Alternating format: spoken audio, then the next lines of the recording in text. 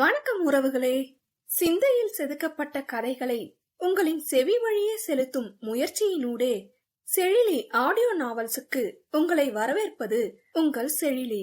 இன்னைக்கு நாம கேட்க போற கதை இதயத்தின் அதிர்வு நீயா. இந்த கதை உங்களுக்கு பிடிச்சிருந்தா லைக் பண்ணுங்க, ஷேர் பண்ணுங்க, கதையை பத்தின கருத்துக்களை கமெண்ட் பண்ணுங்க, மறக்காம சேனலை சப்ஸ்கிரைப் பண்ணிடுங்க. அப்படியே பக்கத்துல இருக்க பெல் ஐக்கானையும் தட்டி விடுங்க. அப்பதான் நாங்க போடுற கதைகள் உங்களுக்கு உடனுக்குடனே கிடைக்கும். வாங்க இப்ப கதைக்குள்ள போகலாம். அதிர்வு 37. அவன் கரிசனையில் தன்னை அறியாமல் அவள் சிரிக்க, அவனோ, உன்னதாண்டி கேக்குறேன், திடீர்னு வலிக்குதுன்னு சொன்ன, இப்ப சிரிக்கிற, என்னடி ஆச்சு என்று புரியாமல் பார்த்தான். ஒண்ணுமில்ல, திடீர்னு பாசமா பேசுனியா, அதான் வலிய மீறி சிரிப்பு வந்துருச்சு என்றிட, அதில் முறைத்தவன், மனிதாபிமானம் எல்லாம் நிறையவே இருக்கு என்று பட்டென அவன் கூற, அதில் முகம் சுருக்கியவள், அப்ப கூட வாயில அக்கறன்னு வருதா பாரு உர்றாங்கொட்டான் என மனதில் அர்ச்சித்தாள். சரி, எதுக்கு வயிறு வலிக்குது, பீரியட்ஸா என்றவன் யூகித்து கேட்க, அப்படித்தான் நினைக்கிறேன். ஓ சரி, மெதுவா வா என்றவன் இறங்கி அவளின் புறம் வந்து நின்றான். அவளுக்காக மெல்லமாகவே நடந்தான். தானியங்கியை இயக்க எத்தனித்தவனுக்கு, லிஃப்ட் சர்வீஸ்ல இருக்கு சார், இப்போதைக்கு ஸ்டெப்ஸ் யூஸ் பண்ணிக்கோங்க என்ற வாட்ச்மேனின் குரல் ஒலிக்க, ஆதினிக்கோ ஆயாசமாக இருந்தது. 3 மாடி வலியை வைத்துக்கொண்டு எப்படி ஏறுவது என்று. சரி வா, ஸ்டெப்ஸ்லயே போவோம் என்ற ஆதினி மெதுவாக ஏற ஆரம்பித்தாள். அவளின் உடையின் பின்னால் வேறு இரத்த கரை தென்பட, அவள் வலி உணர்ந்தவன் யோசிக்காமல் சென்று அவளை கரங்களில் அள்ளிக்கொண்டான். அவனிடமிருந்து இதனை சற்றும் எதிர்பாராதவள் அதிர்ந்து பார்த்தாள். ஹே, என்ன பண்ற நீ என்று இதழ்கள் கேட்டாலும் கைகள் தானாக அவனது கழுத்தை மாலையாக சுற்றியது. நடக்க முடியலதன, பேசாம வா என்றவன் பூ போல் ஏந்தி சென்றான் அவளை. அவனுடைய கட்டுமஸ்தான உடலுக்கு அவளெல்லாம் அப்படி ஒன்றும் கனமாக தெரியவில்லை. ஏண்டி, 45 கிலோ தான் இருப்பியா என்று அவன் கேட்டபடி படிகளில் ஏற, ஏய் எப்புட்றா கரெக்டா சொல்ற, எத்தனை பேரை இப்படி தூக்கி பழக்கம் என்று அவள் அவனை மார்க்கமாக பார்த்தபடி கேட்க, அதில் ஒரு கணம் நின்றவன், மவள அப்படியே இங்கிருந்து உருட்டி விட்டுருவன் பாத்துக்கோ, கம்முனு வா என்க உதடு மடித்து சிரித்தவள் அவனையே பார்த்திருந்தாள். அவள் பார்வையில் ஆடவனுக்கு லேசாக கூச்சம் தோன்ற, அதனை அவளிடமிருந்து மறைப்பதற்கு அரும்பாடு பட்டுவிட்டான். நடையில் வேகம் கூட விறுவிறுவென்று அவளை தூக்கி கொண்டு அவர்கள் அறையில் விட்டவன் திரும்பி பார்க்காமல் வந்து மற்றொரு அறையின் குளியல் அறைக்குள் புகுந்து கொண்டான். வா, என்ன பார்வடா அது, டேய் தூயவா, எப்படி இருந்தவன்டா நீ, உன்னையே வெக்கப்பட வைக்கிறா ராட்சசி, கொஞ்சம் கூட கூச்சமே இல்லாம இப்படி பார்த்து வைக்கிறா, டேஞ்சரஸ் ஃபெலோ என்று கண்ணாடியை பார்த்து தனக்குத்தானே பேசிக் கொண்டவனின் முகத்தில் இருந்த இந்த புது சிரிப்பு அவனுக்கு ஆச்சரியமே. நாளுக்கு நாள் தான் அவளின் பால் சாய்கிறோம் என்று நன்றாகவே புரிந்தது. அவள் மீது தவறிருப்பதாக நினைத்த போதே அவன் அவ்வப்போது அவளது விழிகளில் சிக்கி மீண்டான். இப்பொழுது அவள் மீது தவறில்லை என்று தெரிந்த பின்பு அவன் மனம் அமைதியாக இருக்குமா என்ன? முதல் சந்திப்பின் அன்று பேருந்தில் ஏற அவன் மறுபக்க சாலையை கடந்து வரும் பொழுதே ஜன்னலின் வழியே தெரிந்த அவள் முகத்தில் வழக்கத்தை விட தனது பார்வையை நொடியை தாண்டி நீடித்தது இப்பொழுது நினைவிற்கு வந்தது. பொதுவாக பெண்களின் அழகில் மயங்கி அவர்களை வைத்த கண் வாங்காமல் பார்க்கும் ரகமல்ல தூயவன். எந்த பெண்ணையும் தாய்க்கு ஈடாக நினைப்பவன்தான். ஆனால் ஆதினியிடம் அவன் கொள்கை பார்த்த கணத்தில் தோற்றது அவனே அறியாத விந்தைதான். ஆக இருவருக்கும் பார்த்த அந்த கணத்திலிருந்தே ஒருவரை ஒருவர் பிடித்துதான் இருக்கிறது. அதன் பின் நடந்த கலவரத்தில் இருவருக்கும் ஒருவரை பற்றிய மற்றொருவர் எண்ணங்கள் அவர்களை கலவரப்படுத்தி கலகம் ஏற்படுத்தி ஒரு வழி செய்துவிட்டது. எல்லாம் விதியின் சதியோ? அவ்விதி இப்போது அவர்களுக்குள் ஏற்பட்டிருக்கும் இந்த சிறு நெருக்கத்தையாவது மிச்சம் வைக்குமா, அல்ல மேலும் கலவரப்படுத்துமா என்று பொறுத்திருந்து பார்ப்போம். இப்ப இவ திடீர்னு சர்ப்ரைஸ் வேற கேக்குறாளே, அதுவும் இதுவரை யாரும் செய்யாத சர்ப்ரைஸ்க்கு எங்க போவேன் நானு? அவசரப்பட்டு என்ன சொன்னாலும் செய்யறேன்னு சொல்லிட்டோம், செய்யலனா கேவலமா கேப்பா, என்ன செய்யலாம் என்றபடி சிந்திக்கலானான். கழிவறைக்கு சென்று தன்னை சுத்தப்படுத்தி கொண்டு வந்து கட்டிலில் அமர்ந்தாள் ஆதினி. அவளின் சிந்தனை முழுவதும் தூயவன்தான் நிறைந்திருந்தான். இவனை புரிஞ்சுக்கவே முடியலையே, இவனுக்கு என் மேல என்ன மாதிரியான ஃபீல் தான் இருக்கு? மித்ராவை இவன் லவ் பண்றானா? இல்ல இது வெறும் அட்ராக்ஷன் தானா? இல்ல என்ன லவ் பண்றானா? இல்ல என் மேல இருக்கிறது வெறும் குற்ற உணர்வு தானா? அப்படி நெனச்சா இப்படி நடந்துக்கிறான். இப்படி நெனச்சா அப்படி நடந்துக்கிறான். கடவுளே தல சுத்துது எனக்கு. பேசாம இவன்கிட்ட ஓப்பனா லவ்வ சொல்லிடுவோமா? என்று யோசித்துக் கொண்டிருக்க, கையில் சூடான தேநீருடன் உள்ளே நுழைந்தான் தூயவன். "இத குடி ஃபர்ஸ்ட்டு" என்று அவள் கையில் கொடுத்தவன் அவளுக்கு அருகில் அமர்ந்தான். ஆதினிக்கோ ஆச்சரியம்தான். இதெல்லாம் அவளின் எத்தனை நாள் கனவு? அவளுக்கு மட்டுமா? மனைவிகள் யாவரும் எதிர்பார்ப்பது கணவனிடமிருந்து கிடைக்கும் இச்சிறு அக்கறையைத்தானே. காதல் இருக்கிறதோ இல்லையோ, அக்கறையாவது இருக்கிறதே என்று நினைத்து அகம் மகிழ்ந்தவள் தேநீரை பருகலானாள். அப்பொழுதுதான் தூயவனுக்கு ஒன்று நினைவிற்கு வந்தது. ஆமா, உன்கிட்ட கேட்கணும்னு நினைச்சிட்டே இருந்தேன். மறந்தே போயிட்டேன்.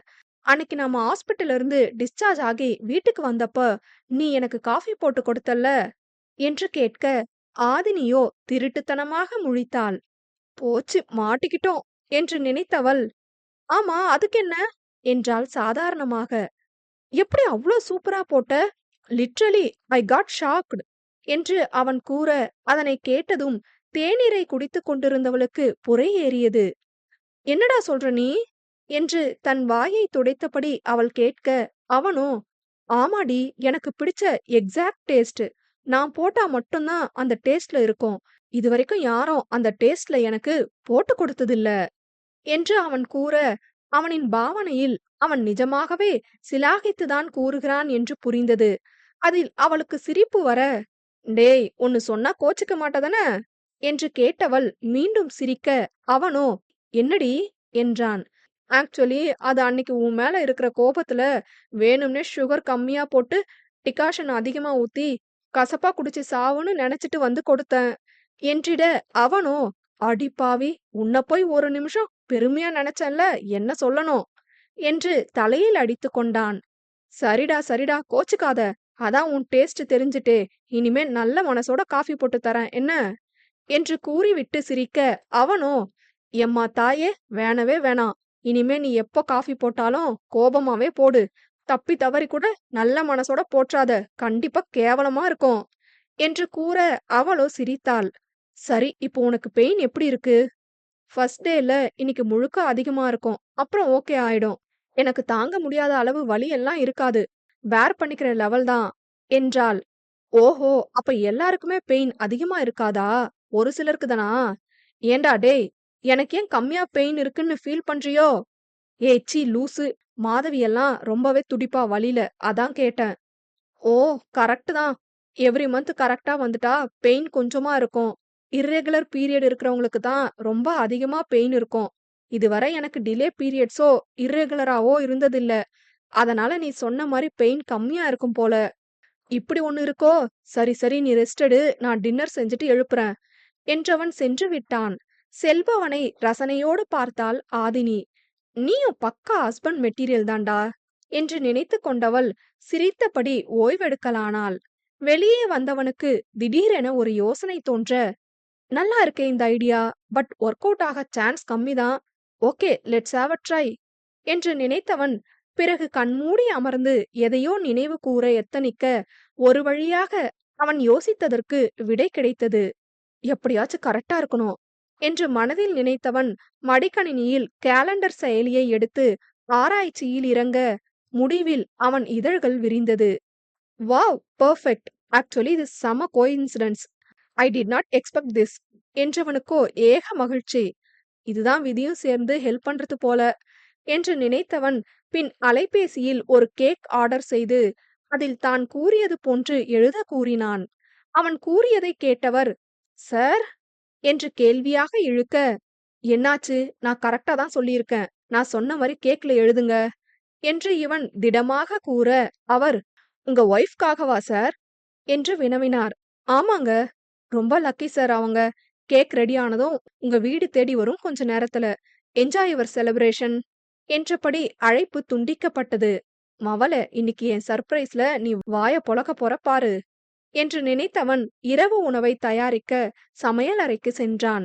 1 மணி நேரத்தில் அவன் ஆர்டர் செய்த கேக் வந்துவிட அதனை குளிர்சாதன பெட்டியில் மறைத்து வைத்துவிட்டு சமையலையும் முடித்தவன் இரவு உணவு உண்ண ஆதினியை எழுப்பினான்.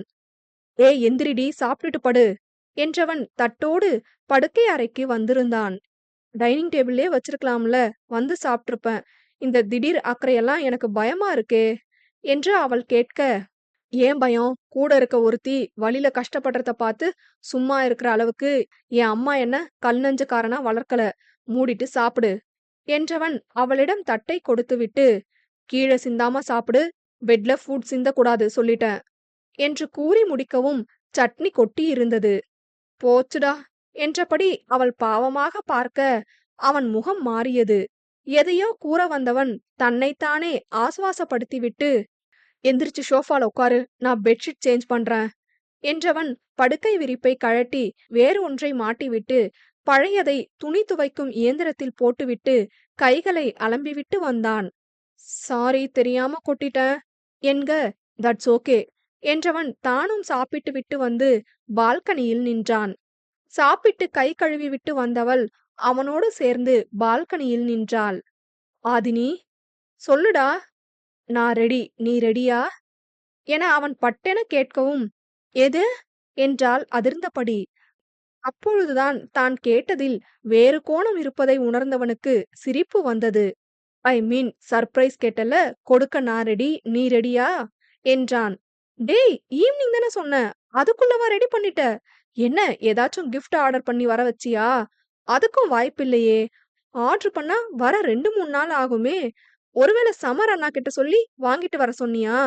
உன்கிட்ட நான் என்ன கேட்டேன்? உன் காசு அதுல தெரியக்கூடாதுன்னு சொன்னேன் என்று அவள் பாட்டுக்கு புலம்பிக் கொண்டே போக, ஹே ஹே இருடி ஒரு நிமிஷம், என்னன்னே தெரியாம நீ பாட்டுக்கு உளறிக்கிட்டே போற, மூடிட்டு நில்லு முதல்ல என்று கடுப்பாக கூற, அவளோ என்ன என்க மீண்டும் சிரித்தவன், கண்ண மூடிட்டு நில்லுடி அரியனாச்சி என்றிட அவன் கூற்றில் முறைத்தவள் பிறகு கண்களை மூடிக்கொண்டு நின்றாள். உள்ளே சென்று குளிர்சாதன பெட்டியிலிருந்து கேக்கினை எடுத்துக்கொண்டு அதில் ஒரு மெழுகுவர்த்தியை சொருகி எரியவிட்டு பால்கனிக்கு வந்தவன், சர்ப்ரைஸ் என்றிட கண்களை திறந்து பார்த்தாள். கேக்கா? கேக் எதுக்கு? என் பர்த்டே கூட இல்லையேடா இன்னைக்கு, அப்புறம் எதுக்கு என்று புரியாமல் முழிக்க, அவனோ சிரித்தபடி கேக்கினை அவள் பார்க்கும்படி அவள் முன் பிடித்தவன் கத்தியை அவள் கையில் கொடுத்தான். அதில் எழுதியிருந்த வாசகத்தை படித்தவளுக்கு சொல்லொன்னா ஆச்சரியம்.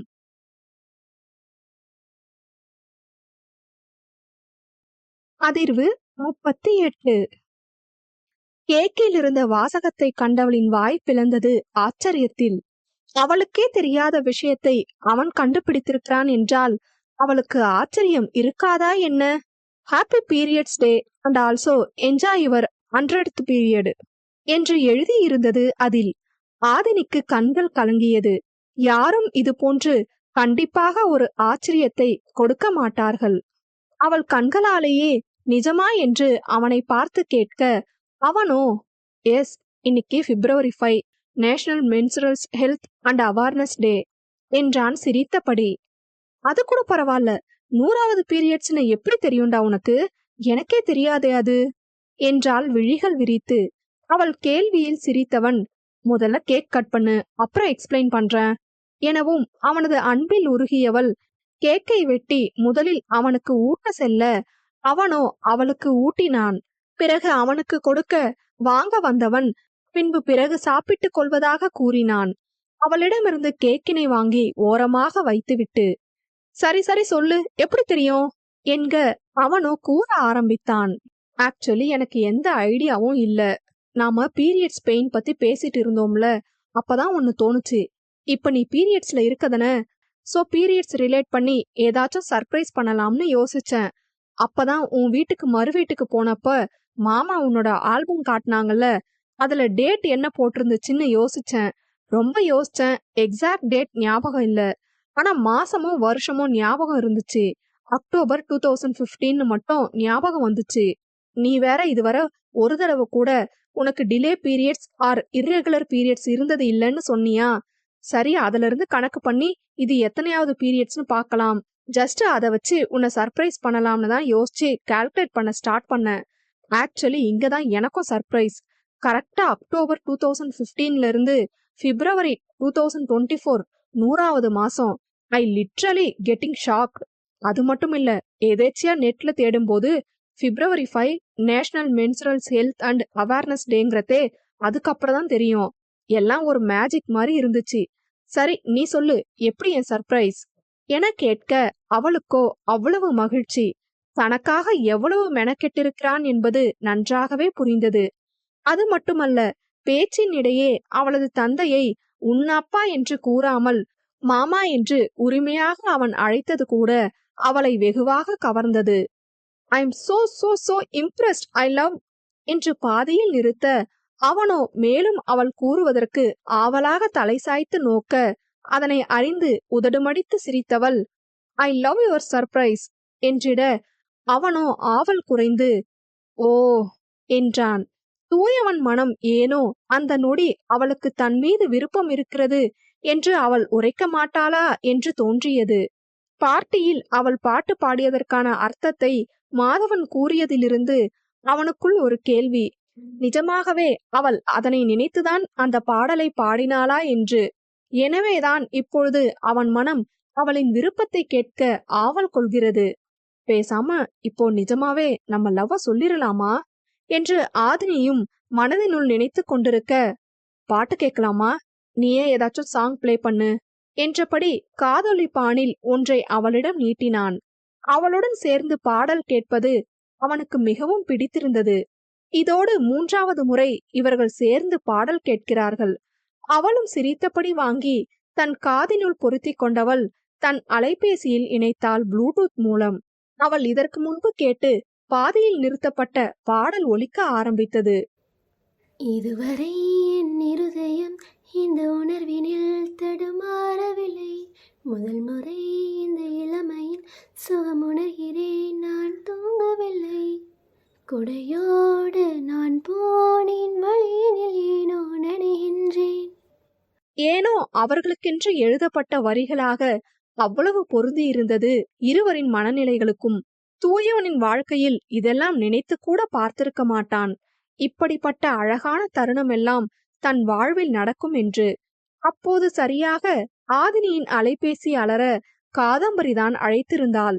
கரடி என்று சத்தமாகவே புலம்பியவள் தூயவனை பார்க்க, அவனோ நீ பேசு என்றபடி உள்ளே செல்ல எத்தனித்தவன் பிறகு மீண்டும் அவளிடம் வந்து அவனிடமிருந்த காதொலிப்பானை அவளிடம் கொடுத்து, அங்க யார் என்ன பேசுறாங்கன்னு எனக்கும் கேட்கும் தானே என்று கூறிவிட்டு உதடுமடித்து சிரித்து விட்டு சென்றான். இப்ப ஏன் இவன் திடீர்னு இதை சொல்லிட்டு சிரிச்சிட்டு போறான் என்று புரியாமல் முழித்தவள் காதம்பரியுடன் பேசலானாள். தன்னவன் கொடுத்த இன்ப அதிர்ச்சி அனைத்தையும் கூறியவள், அப்படியே அந்த மோமெண்ட்டை என்ஜாய் பண்ணலாம்னு பாட்டு கேட்டுட்டு இருந்தோம், நீ கெடுத்து விட்டுட்ட என்று கூற, காதம்பரியோ ஹே ஆது செம்மடி, இப்பவாச்சும் நீ நம்புறியா? மித்ரா மேல அண்ணாக்கு லவ் இல்ல, அண்ணாக்கு உன் மேலதான் லவ். ஆமா காது, இப்பதான் புரியுது. நான் தான் தேவையில்லாம பயந்துட்டேன் காலையில. இப்பவாச்சும் புரிஞ்சுதே, அது வர சந்தோஷம். வர வர அடிக்கடி ஒன்னா பாட்டெல்லாம் கேக்குறீங்க. நேத்து பேசும்போது பாட்டு கேட்டுட்டு தானே இருந்தீங்க, கலக்குங்க என்க. அதில் சிரித்தவள், ஆமா நேத்து பாட்டு கேட்டோம், நீ கரெக்டா கால் என்று கூறி கொண்டிருந்தவளுக்கு அப்பொழுதுதான் ஒன்று நினைவிற்கு வந்தது. நேத்து பாட்டு கேட்கும்போது ஒரு ஏர்பேட் அவன்கிட்ட தானே இருந்துச்சு, இப்ப நேத்து காதலி என்கிட்ட பேசின எல்லாமே அவனும் கேட்டிருப்பானோ என்று யோசிக்க, சற்று முன் தூயவன் கூறிய அங்க யார் என்ன பேசுறாங்கன்னு எனக்கும் கேட்கும் தானே என்ற அவனது வார்த்தைகளும் அவனது சிரிப்பிற்கும் இப்பொழுது அர்த்தம் புரிந்தது. ஐயோ போச்சு என்று சத்தமாக புலம்ப, காதம்பரியோ என்னாச்சாது? காது, நேத்து நாம பேசின எல்லாம் அவனும் கேட்டிருக்கான். நேத்து உன்கிட்ட பேசும்போது அவன்கிட்ட ஒரு ஏர்பேட் இருந்துச்சு, இப்பதான் ஞாபகம் வருது என்று நொந்தபடி கூற, காதம்பரிக்கோ ஒரே சிரிப்பு. சக்க, இப்ப நீ சும்மா அவரை கலாய்க்க தான் கோபமா இருக்கிற மாதிரி நடிக்கிறன்னு அண்ணாக்கு தெரிஞ்சிருச்சா? மாட்டிக்கிட்ட பங்கு என்றவள் மேலும் சிரித்தாள். போடி நீ வேற, இப்ப அவன் நக்கலா சிரிச்சது எல்லாம் இதுக்குதானா? இருக்கலாம், ஆனா அது ஒன்னு கவனிச்சியா? என்னடி? இல்ல, நீ நடிக்கிறன்னு தெரிஞ்சோம் அண்ணா உனக்கு இப்படி ஒரு சூப்பர் சர்ப்ரைஸ் கொடுத்திருக்காரு. அப்போ இது கில்ட்னால இல்ல, உன் மேல இருக்கிற காதலாலதான்னு மறுபடியும் இப்போ ப்ரூவ் ஆயிடுச்சு என்று சரியாக கூறினாள் காதம்பரி. அவ்வளவுதான். இதற்கு மேல் காதம்பரி பேசுவதெல்லாம் அவள் காதில் விழுகுமா என்ன? அவன் தான் கேட்டதற்காக கடமைக்கென இதனை செய்யவில்லை. தன் சந்தோஷத்திற்காகத்தான் இதெல்லாம் செய்திருக்கிறான் என்று தெரிந்த கணமே வானில் பறக்க ஆரம்பித்திருந்தாள் ஆதினி. ஹலோ ஆது, லைன்ல இருக்கியாடி என்ற காதம்பரியின் குரல் காற்றோடு கலந்திருந்தது.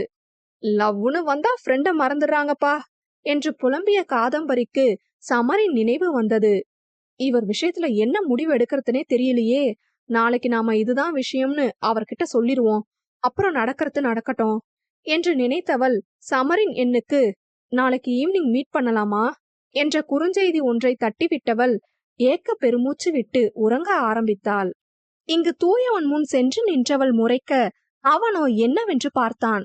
யூ ஃப்ராடு, நேத்து பேசின எல்லாம் ஒட்டு கேட்டிருக்க, அப்படிதானே என்க. பாரா, கண்டுபிடிச்சிட்டியா என்றபடி சிரித்தான். யூ கல்பிரேட் என்றவள் தலையணையை எடுத்து அவள் மீது வீச அதனை லாவகமாக பிடித்தவன், ஏய், பேச்சு பேச்சாதான் இருக்கணும். நீ தாண்டி ஞாபகமா என்கிட்ட ஏர்பேட வாங்கிட்டு போயிருக்கணும். நான் தான் மறந்துட்டேன்னு தெரியுதுல்ல, நீ வந்து கொடுக்க வேண்டியது தானே. நான் பர்சனலா பேசுறத கேப்பியோ? பர்சனலா? நீ என்ன பத்தி தானடி பேச ஆரம்பிச்ச, அதனாலதான் கேப்போம்னு கேட்டேன். மேடம் மட்டும் ரொம்ப நியாயமா பேசுனீங்களோ, என்ன அலைய விடுறீங்க, அப்படிதானே என்றான் அவளை நக்கலாக பார்த்தபடி. அதில் தடுமாறியவள், அது அது அவ்வளவு நாள் என்ன டார்ச்சர் பண்ணனல, அதான். சரி, பயபுள்ளிய 2 நாள் மிரட்டுவோம்னு நினைச்சேன். ஆனா நீ எல்லாம் தெரிஞ்சும் என்கிட்ட நடிக்க வேற செய்யற. சரி, அதான் எனக்கு கோபம் இல்ல, நடிச்சேன்னு தெரியுதுல்ல, அப்புறம் எதுக்கு எனக்கு சர்ப்ரைஸ் பண்ணியாம் என்று கேட்டவள் அவனின் முகத்தை ஆராய்ந்தாள். இப்போது தடுமாறுவது அவனின் முறையாயிற்று. அது சரி, ஏதோ ஆசைப்பட்டு கேக்குறியன்னு செஞ்சேன். சரி, ஓகே, எனக்கு தூக்கம் வருது என்றவன் தப்பிக்க எத்தனித்து திரும்ப, அப்படியெல்லாம் விட முடியாது, பதில் சொல்லு என்று கேட்டபடி அவள் முன்னே வர நிலை தடுமாறி இருவரும் மோதி கட்டிலில் விழுந்தனர். மஞ்சத்தில் அவள் இருக்க, அவள் நெஞ்சத்தில் அவன் இருக்க, விழிகள் 4ம் விடும் மூச்சு காற்றும் ஒன்றோடொன்று கலந்திருக்க, இருவரின் இதயங்களும் காதலால் அதிர்ந்திருக்க, இவ்வளவு நாள் தோன்றாத உணர்வொன்று புதியதாய் தூயவனுக்கு முளைத்திருக்க, அவனின் பார்வை அவளின் இதழ்களில் லயித்திருந்தது. மாதவிடாயின் போது ஏற்படும் உணர்ச்சி மாற்றம் வேறு அவளது உணர்வுகளை கிளப்பி விட்டிருந்தது. அவன் பார்வை போன திசையை உணர்ந்தவளின் இமைகள் அனுமதி அளித்ததின் அர்த்தமாய் மூடி காத்திருந்தன. தன்னை அறியாமல் மெதுவாக அவளை நெருங்கியவன் இதழ்கள் உரச 1 மில்லிமீட்டர் இடைவெளி இருக்கும் வேளையில் சட்டென விலகி, ஐம் சாரி என்று கூறி அவளிடமிருந்து தன்னை பிரித்தவன் குளியலறைக்குள் புகுந்து கொண்டான். அவ்வளவு நேரம் அவன் முகத்தில் இருந்த குறும்பும் காதலும் இப்போது துடைக்கப்பட்டிருந்ததை ஆதினியால் உணர முடிந்தது. என்னதான் ஆச்சு இவனுக்கு? அதான் இப்போ எல்லாம் சரியாயிடுச்சே. கண்டிப்பா இவனுக்கு என் மேல லவ் இருக்கு, அது எனக்கு புரிஞ்சிருச்சு. பின்ன ஏன் இப்படி நடந்துக்கிறான்? ஒருவேளை மித்ரா மேல வச்சிருக்கிற எண்ணத்தை காதல்னு நினைக்கிறானா? இந்த எண்ணம் தான் இவனை என்கிட்ட நெருங்க விடாம தடுக்குதா என்று யோசிக்க, அவனோ குளியல் அறையிலிருந்து வெளியே வந்தவன், ரெஸ்டடு ஆதினி, நீ ஏற்கனவே பெயின்ல இருக்க, அத மறந்து நான் வேற தடுமாறி விழுந்துட்டேன் உன் மேல, நீ ஓகே தானே என்று கேட்க, அவளோ நத்திங், நான் ஓகேதான் என்றபடி அவன் முகத்தை ஆராய்ந்தாள். தன்னிடம் சிரித்து பேசிய தூயவனின் முகமும் அல்லாமல், சற்று முன்பு உணர்ச்சிகள் துடைக்கப்பட்டு காணப்பட்ட முகமும் அல்லாமல், அக்கறை மட்டும் அடங்கிய முகம் இது. நிமிடத்திற்கு ஒரு முகம் காட்டும் இவனை என்ன செய்வதென்று புரியாமல் அவள் முழிக்க, அவனோ ஓகே, ஏதாச்சும் ஹெல்ப் வேணும்னா என்னை எழுப்பு, குட் நைட் என்றவன் மறுபுறம் சென்று திரும்பி படுத்து கொண்டான். அவன் முதுகையே நிமிடங்களுக்கு மேல் வெறித்தவள் யோசனையோடே உறங்கி போனாள். அவள் உறங்கியதை உறுதிப்படுத்தியவன் அவள் புறம் திரும்பி அவள் விழிக்காதபடி அவளின் முகத்தில் இருந்த கூந்தலை மென்மையாக அகற்றிவிட்டு அவளையே பார்த்து, சாரி ஆதினி என அவள் நெற்றியில் மென்மையாக இதழ்களை ஒற்றி எடுத்துவிட்டு உறங்கி போனான். அதிர்வு 39. மறுநாள் எப்பொழுதும் போல் பணிக்கு வந்த தூயவன் தன் அறையில் இருந்த சமரிடம், சமர், அந்த ஃபாரின் கிளைண்டோட மீட்டிங் பிளான் பண்ணியிருந்தோமே, என்னாச்சு என்று கேட்டபடி தன் மடிக்கணினியை ஆராய சமரிடமிருந்து பதில் இல்லை. மடிக்கணினியில் இருந்து பார்வையை விலக்கி சமரின் மேல் பதிக்க, அவனோ கோப்பில் பார்வையை செலுத்தி இருந்தாலும் அவன் சிந்தனை வேறெங்கோ இருந்தது. டேய் சமர் என்றவன் அவனை உலுக்க, நிகழ்வுக்கு வந்தவன், சொல்லு மச்சான், கூப்பிட்டியா என்றான். அது சரி, என்னாச்சு உனக்கு எப்பவும் ஏதாவது தொணன்னு பேசுவியே, இப்ப என்னாச்சு? உன் கான்சென்ட்ரேஷன் மிஸ் ஆகி நான் எப்பவும் பார்த்தது இல்லையே. ஒண்ணுமில்ல மச்சான், எல்லாம் உன் தங்கச்சி படுத்துற பாடுதான் என்றான் ஏக்க பெருமூச்சை வெளியிட்டபடி. என்னதாண்டா ஆச்சு? அவளுக்கும் உன்னை பிடிச்சிருக்கு தானே? அப்புறம் ஏன் ஏதும் சொல்ல மாட்டேங்கிறா? அதன எனக்கு தெரியல. ஏதோ காரணம் இருக்கு சொல்றேன்னு சொன்னா. இன்னைக்கு ஈவினிங் மீட் பண்ணலாமான்னு கேட்டிருக்கா. போகணும். என்ன காரணம் சொல்ல போறான்னு வேற தெரியல. அதான் யோசனையா இருந்துச்சு. ஓ, சரி பேசி பாரு. அப்பதானே ஒரு முடிவுக்கு வர முடியும். ஓகே மச்சான், நான் என் கேபினுக்கு போறேன் என்றவன் எழுந்து செல்ல, செல்லும் அவனையே பார்த்த தூயவன், நல்ல கலகலன்னு எப்படி இருந்த மனுஷன் இப்ப இவ்ளோ அமைதியா ஆயிட்டானே. இந்த காதல் ரொம்ப பொல்லாததுதான் போலயே என்று தன்னிச்சையாக புலம்பியவனின் சிந்தனையில் தன்னவளின் நினைவுதான் எழுந்தது. அவளும் இப்படிதான் ஃபீல் பண்ணிருப்பாளோ? நேத்து வேற கண்ட்ரோல் லாஸ் ஆகி கிஸ் வரைக்கும் போயிட்டோம். அத பண்ணி இருந்தாலாச்சும் சந்தோஷப்பட்டிருப்பா. அதையும் ஆரம்பிக்க முன்னாடியே எந்திரிச்சு போயிட்டோம். பேசாம இதுதான் எனக்கு பிரச்சனைன்னு அவகிட்ட சொல்லிருவோமா? சின்ன பிரச்சனைதான்னு இவ்ளோ நாள் நினைச்சிருந்தோம். ஆனா இது இவ்ளோ பெரிய விஷயமா வந்து நிக்கும்னு கல்யாணம் பண்ண அப்புறம்தான் புரியுது. முதல்லயே தெரிஞ்சிருந்தா நான் கல்யாணமே பண்ணிருக்க மாட்டேன். இப்பதான் லவ் எல்லாம் வந்து கொஞ்சம் சந்தோஷமா இருந்தேன். அது பொறுக்கல இந்த விதிக்கு. சரி, இத முதல்ல என்னன்னு கவனிக்கணும் என்று நினைத்தவன் பணியை கவனிக்க ஆரம்பித்தான். வேலையிலிருந்து அனுமதி வாங்கியிருந்தவள் ஆதினியிடம் சொல்லிக் கொண்டு கிளம்ப பூங்கா ஒன்றில் காத்திருந்தாள் காதம்பரி சமர்வேந்தனின் வரவுக்காக. சிறிது நேரத்தில் சமரும் வந்து சேர்ந்தான். அவ்வளவு நேரம் மனதில் ஓடிக்கொண்டிருந்த அத்தனை கேள்விகளும் அவனவளை பார்த்த அக்கணத்தில் மறைந்து போனது. தானாக புன்னகை வந்து ஒட்டிக்கொள்ள மலர்ந்த முகமாக வந்தமர்ந்தான். ஹாய் காதம்பரி. ஹாய் சமர் என்றாள் சங்கடமாக. இப்பொழுது அவன் முகத்தில் இருக்கும் சிரிப்பு இன்னும் சற்று நேரத்தில் காணாமல் சென்றுவிடும் என்றெண்ணி, சொல்லுங்க, நீங்க காதல சொல்ல வந்திருக்க வாய்ப்பில்ல. காதல நிராகரிக்க காரணம் சொல்லதான் வந்திருக்கீங்கன்னு தெரியும். தட்ஸ் ஓகே, எதுவா இருந்தாலும் ஓப்பனா சொல்லுங்க என்றான். என் கூட வாங்க என்றபடி எழுந்து நடந்தாள் அவள். இவனும் யோசனையோடு பின் சென்றான். நடை போட்ட அவளது கால்கள் பூங்காவின் அருகில் இருந்த ஆசிரமம் ஒன்றில் வந்து நின்றது.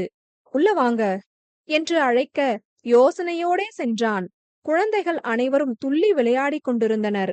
ஒருபுறம் பெரியவர்கள் அனைவரும் அமர்ந்து கதை பேசியும் சிறு சிறு வேலைகள் செய்தபடியும் இருக்க, மற்றொரு புறம் இளம் வயதினர் படித்தபடி இருந்தனர். அந்த ஆசிரம நிர்வாகியோ, வாமா காதம்பரி, என்ன இன்னைக்கு வந்திருக்க? எப்பவும் சண்டே தானே வருவ என்று வினவ, சும்மாதான் அக்கா, மனசுக்கு ஒரு மாதிரி இருந்துச்சு, அதான் வந்தேன். உங்களுக்கு ஏதும் டிஸ்டர்ப் இல்லதானே என்றாள். அச்சோ, இது உன் வீடு மாதிரிடா, உனக்கு இல்லாத உரிமையா? சரி, தம்பி யாரு என்று கேட்க, அவள் கூறுவதற்குள் அவனோ, அவங்களுக்கு எந்த ஒரு சூழ்நிலையிலும் உறுதியா இருக்கிற ஒரு ஆளு என்றான் பட்டென. ஆம், நீ என்ன காரணம் கூறினாலும் ஏற்றுக்கொள்ள நான் தயார் என்ற மறைமுக பொருளை கூறாமல் கூறியது அவனது பதில். அவள் அவனை பார்க்க அந்த நிர்வாகி ஏதோ புரிந்தவராய் சிரித்தபடி அமைதியாக சென்று விட்டார். அங்கிருந்த கல்மேஜை ஒன்றில் இருவரும் அமர்ந்தனர்.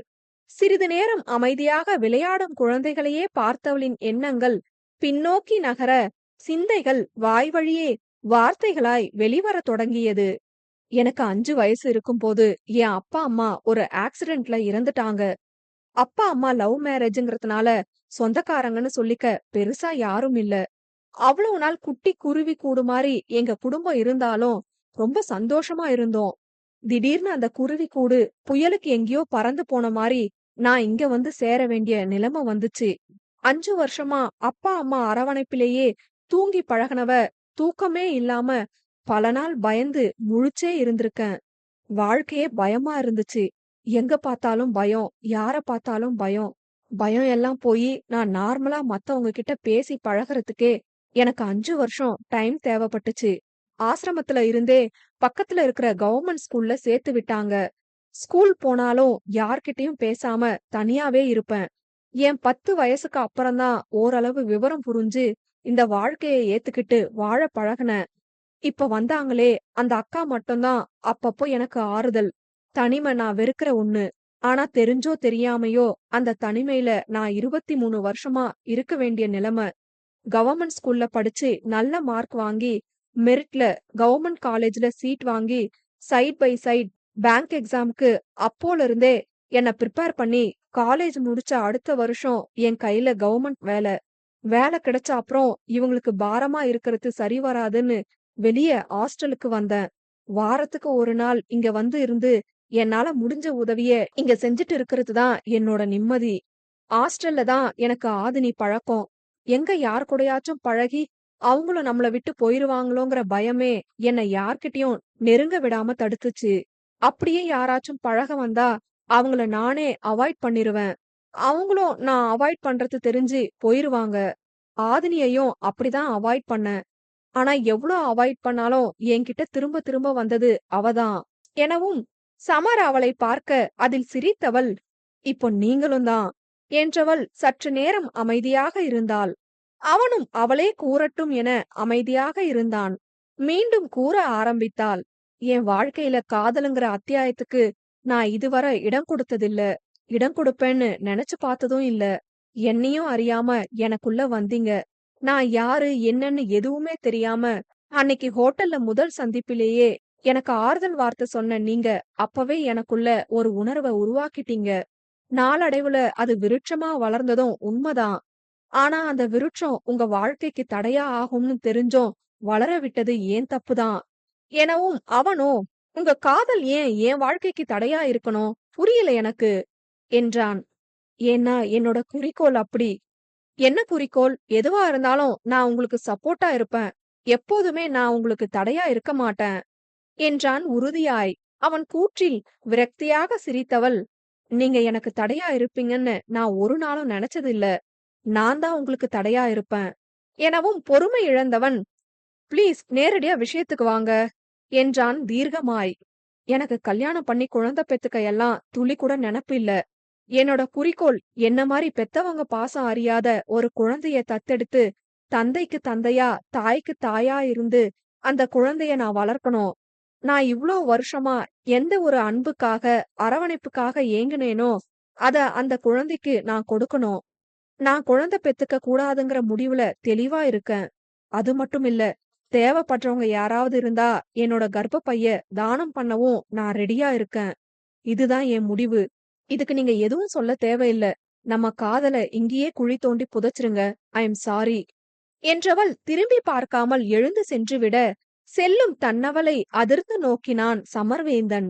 பணியை பற்றி சந்தேகம் கேட்கவென தூயவன் அறையினுள் நுழைந்த மானஸ்வி கேட்டுவிட்டு செல்ல எத்தனிக்க, பின் மீண்டும் அவன் புறம் திரும்பியவள், சார் நான் ஒன்னு சொல்லணும் என்றாள். சொல்லுங்க மானஸ்வி என்றபடி நோக்கினான் தூயவன். அது இது சரியா தப்பான்னு தெரியல. நீங்களும் ஆதனியுடனான உங்க திருமண வாழ்க்கையில சந்தோஷமா இல்லன்னு தெரிஞ்ச அப்புறம் இத ஓப்பனா சொல்றதுல தப்பில்லன்னு தோணுச்சு. இது ஜஸ்ட் என்னோட விருப்பம். நீங்க சம்மதம் சொன்னாலும் சொல்லாட்டினாலும் நான் வெளிப்படையா சொல்லிடுறேன். அப்புறம் உங்க இஷ்டம் என்று கூற அவளை புரியாமல் கேள்வியாக நோக்கினான். I am in love with you sir. I am sorry என்றவள் வெளியே செல்ல போக அவள் கூற்றில் அதிர்ந்தவன் பின், மானஸ்வி ஒரு நிமிஷம் என்றான். சார் உட்காருங்க, கொஞ்சம் உங்ககிட்ட பேசணும் என்றிட அவளும் அமர்ந்தாள். அவள் இவ்வாறு கூறுவாள் என்று சற்றும் எதிர்பார்க்கவில்லை அவன். அவளுக்கு இத்தகைய எண்ணம் ஏற்படும் அளவிற்கா தான் நடந்திருக்கிறோம் என்று நினைத்தவனுக்கு தன்மீதே கோபம். பின் தீர்க்கமாக முடிவு செய்தவன் பேச ஆரம்பித்தான். மித்லஸ் மித்ரா ரைட் என்றவன் அவளை பார்க்க அப்பெயரை கேட்டதும் அதிர்ந்து பார்த்தாள் அவள். என்ன சார் புரியல என்று அவள் கேட்க, இதுக்கு மேல மறைக்க நினைக்காதீங்க மித்ரா. ஐ நோ நீங்க தான் மித்ரா. எங்க கம்பெனி பழைய ஃபைல்ஸ் எல்லாம் வீடியோக்காக நீங்க ரெஃபர் பண்ணுனதுக்கான சிசிடிவி ஃபுட்டேஜ் என்கிட்ட இருக்கு என்று அவன் கூற அவள் முகத்தில் பயம் கலந்த அதிர்ச்சி. வாட், ஸ்டோர் ரூம்ல கேமரா கிடையாதுன்னு கேள்விப்பட்டேனே என்றிட அவனோ அவள் கூற்றில் சிரித்தவன், எஸ் பட் ஹிடன் கேமரா இங்க சில இடத்துல இருக்கு. ப்ரொடக்ஷன் யூனிட்ல கூட வச்சிருக்கோம். செக்யூரிட்டி பர்பஸ்க்காக மறைச்சு வச்சிருக்கோம். என்னையும் சமரையும் தவிர்த்து யாருக்கும் தெரியாது என்றிட அவள் முகத்திலோ கலவரம். சார் ப்ளீஸ், நான் தான் மித்ரான்னு வெளியே தெரிஞ்சா என் வாழ்க்கையே காலி. அந்த வீடியோ டெலீட் பண்ணிடுங்க சார் என்றவளுக்கு பயத்தில் வார்த்தைகள் தடுமாறியது. உண்மையை கூறியதும், ஆமா நான் தான் மித்ரா என்று தைரியமாக அவளிடமிருந்து பதில் வரும் என்று எதிர்பார்த்தவனுக்கு சிறு ஏமாற்றம். ஹே ரிலாக்ஸ், நான் ஏன் வெளியே போய் நீங்க தான் மித்ரான்னு சொல்ல போறேன். அப்படியேனாலும் இந்த வீடியோ நீங்க எங்க பழைய ஃபைல்ஸ் தேடுனதுக்கான ஃபுட்டேஜ் தானே அது. அதுல நீங்க தான் மித்ராங்கிறதுக்கு எந்த ஆதாரமும் இல்லையே. ஏன் சம்பந்தம் இல்லாம பயப்படுறீங்க? சில், நீங்க தான் மித்ரான்னு எனக்கும் சமருக்கும் மட்டும்தான் தெரியும். என் மூலமா உங்க அடையாளம் வெளியே தெரிய வாய்ப்பே இல்ல. அவனும் வெளியே சொல்ல மாட்டான். I promise you. உங்கள மாதிரி நியாயவாதிகள் எல்லாம் நம்ம நாட்டுல ரொம்ப கம்மி. வெளியே சொல்லி உங்கள ஆபத்துக்கு உட்படுத்த மாட்டேன். நீங்க என்ன நம்பலாம். அப்படியும் நீங்க நம்பலனா நீங்களே இத டெலீட் பண்ணுங்க என்றவன் அவனுடைய கணினியை அவள் புறம் திருப்பினான். யோசிக்காத, உனக்குதான் ஆபத்து, டக்குன்னு டெலீட் பண்ணு என்று தனக்குள் யோசித்தவள், சாரி சார் என்று விட்டு அதனை செய்து முடித்து மொத்தமாய் வெளியே வந்த பின்புதான் கணினியை அவன் புறம் திருப்பினாள். இட்ஸ் ஓகே, இப்ப நிம்மதியா? அண்ட் நான் ஏன் நீங்க மித்ரான்னு கெஸ் பண்ணத உங்ககிட்ட சொன்னேனா, எப்பவாச்சும் நான் உங்ககிட்ட மித்ரா பத்தி ரசிச்சு பேசி இருக்கலாம்.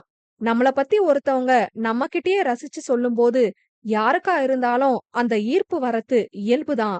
பிளஸ் என் மேரேஜ் லைஃப் பத்தி தெரிஞ்சதும் உங்களுக்கு பரிதாபம் கூட வந்திருக்கலாம். அதெல்லாம் சேர்ந்து உங்களுக்கு என் மேல காதல் வர காரணமா இருந்திருந்தா ஐ எம் ரியலி சாரி. கல்யாணத்துக்கு முன்னாடி வர காதல்னா என்னன்னே தெரியாம இருந்தேன்னா மித்ராவ காதலிக்கிறதா நினைச்சிட்டு தான் இருந்தேன். ஆனா எப்போ என் வாழ்க்கைக்குள்ள ஆதினி வந்தாங்களோ அப்பவே எல்லாம் மாறிடுச்சு. நான் அவங்க மேல வெறுப்பா இருந்தேன் தான். ஆனா அந்த காதல் எப்ப வந்துச்சுங்கிறது நானே அறியாத ஒரு விஷயம். சோ நீங்க இந்த எண்ணத்தை இதோட விட்டுருங்க. மித்ராவாவும் சரி, மானஸ்வியாவும் சரி, உங்க மேல எனக்கு பெரிய மரியாதை இருக்கு. அது எப்பவுமே இருக்கும். நான் உங்களை ஏதும் தப்பா நினைக்கல. நீங்க எந்த கில்ட்டும் பயமும் இல்லாம இருங்க என்று தூயவன் கூற, தேங்க்ஸ் அண்ட் சாரி சார் என்றவள் விறுவிறுவென்று எழுந்து வெளியே வந்து விட்டாள். இவங்கதான் மித்ரான்னு எனக்கு எப்படி தெரியும்னு கூட அவங்க கேட்காம போறாங்க என்றவன் யோசனையோடு பார்த்தான். காதம்பரி சென்ற பின்பு யோசனையுடன் பூங்காவில் அமர்ந்திருந்த சமருக்கு ஏதோ அழைப்பு வர ஏற்று காதில் வைத்தவன், என்ன சொல்றீங்க? சரி, நான் உடனே தூயவன் கிட்ட சொல்றேன் என்றபடி அந்த அழைப்பை துண்டித்து தூயவனுக்கு அழைத்து விஷயத்தை கூற, வாட் என்றபடி இருக்கையிலிருந்து அதிர்ந்து எழுந்தான் தூயவன். அதிர்வு 40. இருக்கையிலிருந்து அதிர்ந்து எழுந்தவன், டேய் சமர், என்ன சொல்ற என்றான் புருவங்கள் இடுங்க. ஆமா மச்சான், இப்பதான் நியூஸ் வந்துச்சு. குவாலிட்டி இன்ஸ்பெக்டர் வந்துட்டு இருக்காங்க. சரி, நீ எங்க இருக்க? அங்கதான் வந்துட்டு இருக்கேன். ஓகே, நீ டைரக்டா ப்ரொடக்ஷன் பிளாக் போயிட்டு எல்லாம் சரியா இருக்கான்னு செக் பண்ணு. நான் அவங்க வந்தா பேசிட்டு கூட்டிட்டு வரேன் என்றான் எதையோ யோசித்து. அதெல்லாம் அவசியமே இல்ல மச்சான். நம்ம ஒர்க்கர்ஸ் நமக்கு தெரியாம இன்கிரீடியன்ஸ் எதுவும் தேவையில்லாம ஆட் பண்ண மாட்டாங்க. இது ரூமரா தான் இருக்கும். நம்ம ஒர்க்கர்ஸ் பண்ண மாட்டாங்க தான். ஆனா அது எப்படி திடீர்னு ப்ராடக்ட்ஸ்ல அதிக கெமிக்கல்ஸ் இருக்குன்னு ரூமர் வரும்? அதுவும் மித்ரா வீடியோ வந்த அப்புறம் தான் வந்திருக்கு. எனக்கு என்னமோ சரியா படல. Something happened. சரிடா, நான் என்னன்னு பாக்குறேன் என்று அழைப்பை துண்டித்தான் சமர். ஒருவேளை அந்த சதாசிவம் வேலையா இருக்குமோ என்று சிந்தித்துக் கொண்டிருக்கும் போதே, சார், குவாலிட்டி இன்ஸ்பெக்டர் வந்திருக்காங்க என்று பதற்றமாக வந்து கூறினாள் மானஸ்வி. அவள் கூறி முடிக்கவும் அவர்கள் உள்ளே நுழையவும் சரியாக இருந்தது.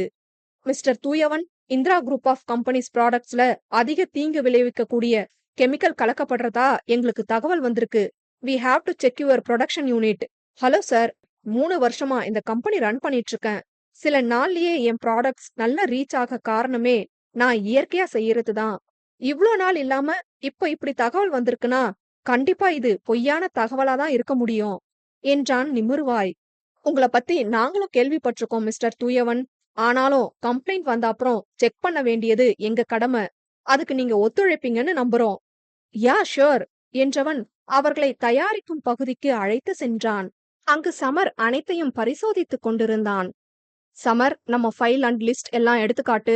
அப்ரூவல் ஃபைல்ஸ் காட்டு என்று தூயவன் ஆணையிட தலையசைத்தவன், இது ரீசெண்டா நாம தயாரிச்ச பொருட்களோட மிக்சிங் காம்போனன்ட் லிஸ்ட். இந்த ஃபைல்ஸ் எல்லாம் குவாலிட்டி கண்ட்ரோலர் செக் பண்ணி வெரிஃபை செஞ்சது என்றபடி வந்தவர்களிடம் அனைத்தையும் காண்பித்தான் சமர். மிஸ்டர் தூயவன், பேப்பர்ஸ் எல்லாம் பக்காவா இருக்கு. No issues. இப்ப ப்ராடக்ட் டெஸ்டிங் பண்ணிடுறோம் என்றபடி வந்தவர் ஒரு பெட்டியிலிருந்து சில ரசாயனங்களை எடுத்து அதோடு தூயவன் தயாரிக்கும் பொருட்கள் ஒவ்வொன்றிலும் கொஞ்சம் எடுத்து பரிசோதித்து பார்க்க, தூயவனை ஒருமுறை ஏறிட்டவர் மீண்டும் அந்த பரிசோதனையை செய்து பார்த்தார். இப்பொழுதும் முடிவு முதலில் வந்தது போல் வர, I am sorry Mr Thooyavan, வந்த குற்றச்சாட்டு உண்மைன்னு இந்த டெஸ்ட் சொல்லுது. யூ ஆர் அண்டர் அரெஸ்ட் என்றிட தூயவனும் சமரும் அதிர்ந்தனர். சார், என்ன சொல்றீங்க? இட்ஸ் இம்பாசிபிள் என்று அதிர்ச்சியாக கூறினான் தூயவன். ஆமா தூயவன், எனக்கே ஷாக்கிங் தான். அதனாலதான் உங்க மேல இருக்கிற நம்பிக்கையில 2வது முறை டெஸ்ட் பண்ணேன். நீங்களும் பாத்தீங்க தானே வந்த ரிசல்ட்ட என்று அவர் கூற, தூயவனுக்கும் இது உண்மை என புரிந்தது. ஆனால் எவ்வாறு என்றுதான் புரியவில்லை. எங்கோ தவறு நடந்திருக்கிறது என்று புரிந்தவன், சார், எங்கேயோ தப்பு நடந்திருக்கு, எனக்கு கொஞ்சம் டைம் கொடுங்க, என்னன்னு நான் கண்டுபிடிக்கிறேன் என்றவன் செல்ல போக அவனை தடுத்த அதிகாரி, சாரி தூயவன், நீங்க எங்கேயும் போக முடியாது. அண்ட் ஆல்சோ உங்க ப்ரொடக்ஷன் யூனிட்டுக்கும் கம்பெனிக்கும் சீல் வச்சிடுவோம். இதுக்கு மேல இங்க இருக்கிற எந்த ஒரு பொருட்களையும் யாராலையும் எடுக்க முடியாது. இப்ப நம்ம ஸ்டேஷன் போகணும் என்றிட தூயவனுக்கு உலகமே இருட்டியது. சமரோ, மச்சான் என்னடா இது என்று கதிகலங்கி கேட்டான். அவனை அழைத்து சற்று தூரம் தள்ளி வந்த தூயவன், டேய் சமர், எனக்கு என்னமோ இது அந்த சதாசிவத்தோட வேலையா இருக்கும்னு தோணுது. நான் ஸ்டேஷன் போறேன், நீ மாதவனையும் மாதவியையும் வர சொல்லு. மாதவிய வச்சு பெயில் வாங்க முடியுதான்னு பாரு. லேட்டரா நம்ம குவாலிட்டி கண்ட்ரோலர் கிட்ட விசாரி என்று பேசிக் கொண்டிருந்தவனை, என்ன சார் போலாமா என்று காவல் அதிகாரி கேட்க, ஒரு நிமிஷம் என்றவன், டேய் மச்சான், ஆதினி கிட்ட பொறுமையா விஷயத்த சொல்லு, கூடிய சீக்கிரம் நான் வந்துருவேன்னு தைரியம் சொல்லு என்றவன் பின் காவல் அதிகாரிகளுடன் செல்லலானான். பின் அனைவரும் வெளியேற்றப்பட நிறுவனத்திற்கு சீல் வைக்கப்பட்டது. இப்படி ஒரு இக்கட்டான சூழல் ஏற்படும் என்று யாரும் எதிர்பார்க்கவில்லை. ஊடகங்கள் மூலம் விஷயம் காட்டுத்தீ போல் பரவத் தொடங்க அலைபேசி வழியே விஷயத்தை கேள்விப்பட்டு ஆதினி துடித்து போய் வந்திருந்தாள். சமரனா, என்ன இது என்று கேட்டவளின் கண்கள் கலங்கி இருந்தது.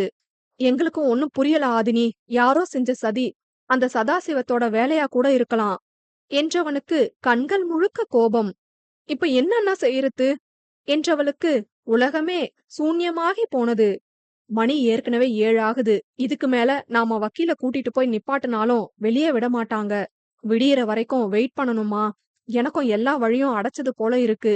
நீ வீட்டுக்கு போ ஆதினி, நான் சில விஷயம் விசாரிக்க வேண்டியிருக்கு என்றவன் கூற, அவளோ, அண்ணா, நான் அவனை பார்க்கணும் ப்ளீஸ் என்றாள் குழந்தையாய். முடியாது என்று கூறிட மனம் வரவில்லை. சரி வா என்றவன் அவளை தன்னோடு அழைத்து சென்றான் காவல் நிலையத்திற்கு. அதிகாரி ஒருவர், என்ன வேணும் என்றார். சமரோ, சார், இவங்க தூயவனோட ஒய்ஃப், அவரை பார்க்கணும்னு கேட்டாங்க. இல்ல, இப்ப யாரையும் பார்க்க அலோ பண்ண முடியாது என்றவர் கூற, ஆதினியோ, சார் ப்ளீஸ் ஒரு 10 நிமிஷம் என்றால் கண்களில் ஏக்கத்தோடு. அதில் அவருக்கு என்ன புரிந்ததோ, சரிமா, கொஞ்ச நேரத்துல இன்ஸ்பெக்டர் வந்துருவாரு, அதுக்குள்ள பார்த்துட்டு சீக்கிரம் கிளம்புங்க எனவும் வேகமாக உள்ளே நுழைந்தாள். சிறை கம்பிகளின் வழியே தீவிர சிந்தனையுடன் அமர்ந்திருக்கும் தூயவனின் முகம் தெரிய இவள் கண்களிலிருந்து கண்ணீர் வெளியே வந்தது. அவளின் கண்ணீர் அவனை தொடாமல் சுட்டதோ என்னவோ. அந்நிச்சையாக அவனின் தலை நிமிர கம்பிகளுக்கு வெளியே கண்ணீருடன் நிற்கும் அவளின் முகம் தெரிய தானாகவே அவனது கால்கள் எழுந்து கொள்ள கதவின் அருகில் வந்து நின்றான். இருவரும் பேசிக் கொள்ளவில்லை. நொடியை தாண்டிய பார்வை பரிமாற்றம்தான். ஆனால் வார்த்தைகளை காட்டிலும் அது ஆத்மார்த்தமான ஆறுதல்களை அளித்தது போலும். அதில் அவன் மனம் சற்று தெளிய லேசாக இதழ்கள் விரிந்தது அவனுக்கு. அத்தகைய சூழலிலும் அவள் அவனுக்காக சிந்திய கண்ணீர் அவனை நெகிழ வைத்தது. அழுகிறியா? அதுவும் எனக்காகவா என்றான். சட்டென கண்ணீரை துடைத்தவள், அழுவுறேனா? அதுவும் உனக்காகவா என்று திருப்பி கேட்டவள் நொடியில் முகபாவத்தை மாற்றி, சேச்ச, வாய்ப்பே இல்ல, ஒழுங்கு மரியாதையா எல்லாத்தையும் முடிச்சிட்டு சீக்கிரம் வீடு வந்து சேருன்னு சொல்லிட்டு போலாம்னு தான் வந்தேன். பின்ன யார வம்பிழுப்பனா? எனக்கும் டைம் பாஸ் ஆகணும்ல, வரட்டா என்றவள் உதடு சுழித்து விட்டு விறுவிறுவென வெளியே வந்து அமர்ந்து விட்டாள். மேலும் கலங்கிய கண்களை துடைத்தபடி செல்லும் அவளையே பார்த்தவன் தனக்குள் சிரித்து கொள்ள, சமரோ, ஏண்டா டேய், இந்த கருமத்தை எல்லாம் போலீஸ் ஸ்டேஷன்ல வந்துதான் பண்ணுவீங்களாடா? வீட்ல ஒன்னா இருக்கும் போதெல்லாம் முறுக்கிக்கிட்டு திரிங்க, இப்ப வந்து கொஞ்சிக்கோங்க என்று புலம்பியவன் தன் தலையில் அடித்து கொண்டான். இப்பவும் அவ முறுக்கிக்கிட்டு தான் போறா என்றான் தூயவன். அது சரி, டேய் மச்சான், மாதவன் அண்ணா கிட்டயும் மாதவி கிட்டயும் சொல்லிட்டேன்.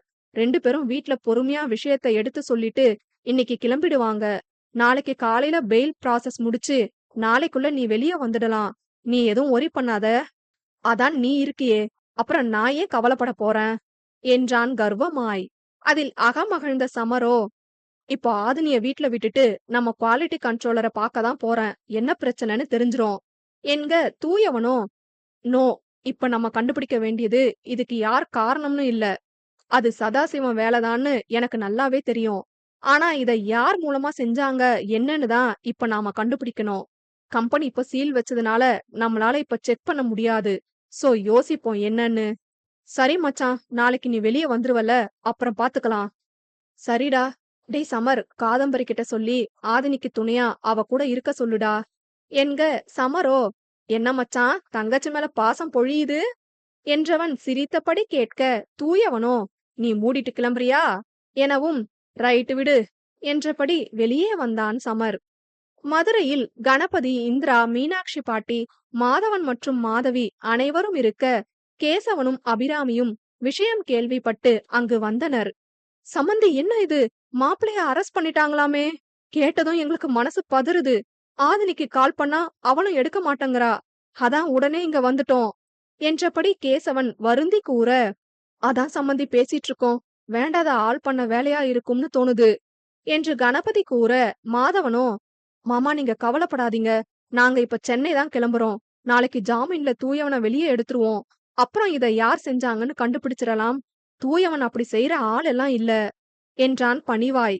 ஐயோ இல்லைங்க மாப்பிள, தூயவன் மாப்பிளைய பத்தி எனக்கு தெரியாதா, அவர் கண்டிப்பா தப்பு செஞ்சிருக்க மாட்டாரு, திடீர்னு விஷயம் கேள்விப்பட்டு மனசு கேட்காம தான் இங்க வந்தோம். ஒண்ணும் இல்லைங்கப்பா, நாங்க போறோம்ல, ஆதினி தைரியமா தான் இருப்பா, மொபைல வீட்ல வச்சுட்டு வெளியே வந்துட்டா போல அவசரத்துல, சமர் சொன்னா, நீங்க ஒரி பண்ணிக்காதீங்க என்க அவர்களும் சமாதானமாகினர். பிறகு மாதவனும் மாதவியும் சென்னை நோக்கி பயணமாகினர். சமர் காதம்பரிக்கு அழைக்க எத்தனிக்க, அதற்குள் அவள் விஷயம் கேள்விப்பட்டு சமரை தொடர்பு கொண்டாள். தூயவன் அண்ணாவை ஏன் அரெஸ்ட் பண்ணாங்க, இப்பதான் விஷயம் தெரியும், ஆதினியும் கால் அட்டன் பண்ணல என்று பதற்றமாக கேட்க, அவனோ, ரிலாக்ஸ், ஆதினி என் கூட தான் இருக்கா, தூயவன் வீட்டுக்கு தான் போயிட்டு இருக்கோம், நீங்க கொஞ்சம் அவ கூட இருந்துக்கோங்க என்று அவன் கூற, அவளோ, இதோ அங்கதான் கிளம்பிட்டு இருக்கேன், வந்துடுறேன் என்று அழைப்பை துண்டித்தாள். அதிர்வு 41. ஆதினிக்கு மனம் முழுவதும் தூயவனின் எண்ணம்தான். இரவு உணவு வேண்டாம் என்று கூறி பால்கனியில் நின்று கொண்டிருந்த ஆதினிக்கு ஒரு தட்டில் 2 தோசைகளை சுட்டு கொண்டு வந்திருந்தாள் காதம்பரி. நான் வேணாம்னு சொன்னந்தன காது, பிரச்சனை வந்தா ஃபேஸ் பண்ண உடம்புல தெம்பு வேணாமா, ஒழுங்கா சாப்பிட ஆது, அண்ணா கூடிய சீக்கிரம் இந்த பிரச்சனையில இருந்து வெளியே வந்துருவாங்க என்றவள் தோசையை பீத்து அவள் வாயருகே கொண்டு செல்ல, அவள் அன்பில் உருகிய ஆதினிக்கு இப்பொழுது நன்றாகவே கண்ணீர் வழிந்தது. அவள் தோளில் சாய்ந்து, என்னால முடியல காது என்று தேம்பினாள். தட்டை ஓரமாக வைத்தவள், ஏ ஆது, ஒண்ணுமில்ல, அதான் சமர் இருக்காருல, காலையில மாதவனும் மாதவியும் கூட வந்துருவாங்க, நீ பயப்படாத என்று ஆறுதல் கூறினாள். பயம்னு இல்ல, கண்டிப்பா அவன் தப்பு பண்ணிருக்க மாட்டான், சோ பிரச்சனையில இருந்து சீக்கிரம் வெளியே வந்துருவான் தான், அது எனக்கும் புரியுது, ஆனா இந்த நொடி அவன் என் கூட இல்லாம என்னை விட்டு பிரிஞ்சிருக்கிறது மனசு ஏத்துக்க மாட்டேங்குது. முழுசா ஒரு 8 நாள் தான் ஆகுது எங்களுக்கு கல்யாணம் ஆகி, அதுலயும் எங்களுக்குள்ள ஏகப்பட்ட மிஸ் அண்டர்ஸ்டாண்டிங். சொல்ல போனா அவன் என்ன திட்டினதுதான் அதிகம், திட்டிட்டேவாச்சும் அவன் என் கூட இருக்கணும்னு நினைக்கிறேன். அவனோட அன்பு, காதல், காமம் இது எதுவும் இல்லனா கூட பரவாயில்ல, ஆனா அவன் என் பக்கத்திலேயே இருக்கணும். இப்ப என் மனசுல அதுதான் ஓடுது, அவன் இல்லாத இந்த நேரம் என்ன ரொம்ப பாதிக்குது என்று மனதில் உள்ள அனைத்தையும் அவள் போக்கில் கூறிக்கொண்டிருந்தாள். கேட்க கேட்க காதம்பரிக்குத்தான் ஆச்சரியம். என்ன மாதிரியான காதல் இவளுடையது என்று நினைக்காமல் இருக்க முடியவில்லை காதம்பரிக்கு. அண்ணாவும் இப்படிதான் உன்னை நினைச்சிட்டு இருப்பாருன்னு தோணுது ஆது. இருக்கலாம், இன்னைக்கு அவனோட கண்ணுல எனக்கான ஏக்கம் எனக்கு தெரிஞ்சுது, அத பார்த்ததுல இருந்துதானோ என்னவோ நான் இவ்ளோ மிஸ் பண்றேன் அவன என்று நினைத்தவளுக்கு சற்று புன்னகை அரும்பியது. நாளைக்கு எப்படியும் கோர்ட்டு ஜாமீன்னு அலைய வேண்டி வரும், அதுக்கு நான் சாப்பிட்டாதானே தெம்பா இருக்க முடியும், நான் சாப்பிடுறேன் என்றவள் தட்டினை எடுத்து அவளே சாப்பிட ஆரம்பித்தாள்.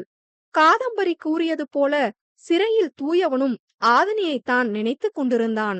அவ்வளவு பெரிய பிரச்சனை தனக்கு முன் நிற்பதெல்லாம் அவனுக்கு பெரிதாக தோன்றவில்லை. கண்டிப்பாக சமாளித்து விடலாம் என்ற தைரியம் அதிகமாகவே இருந்தது. இப்பொழுது அவனது கவலை எல்லாம் அவளவனின் கலங்கிய முகமும் அவளது அருகாமையும் தான்.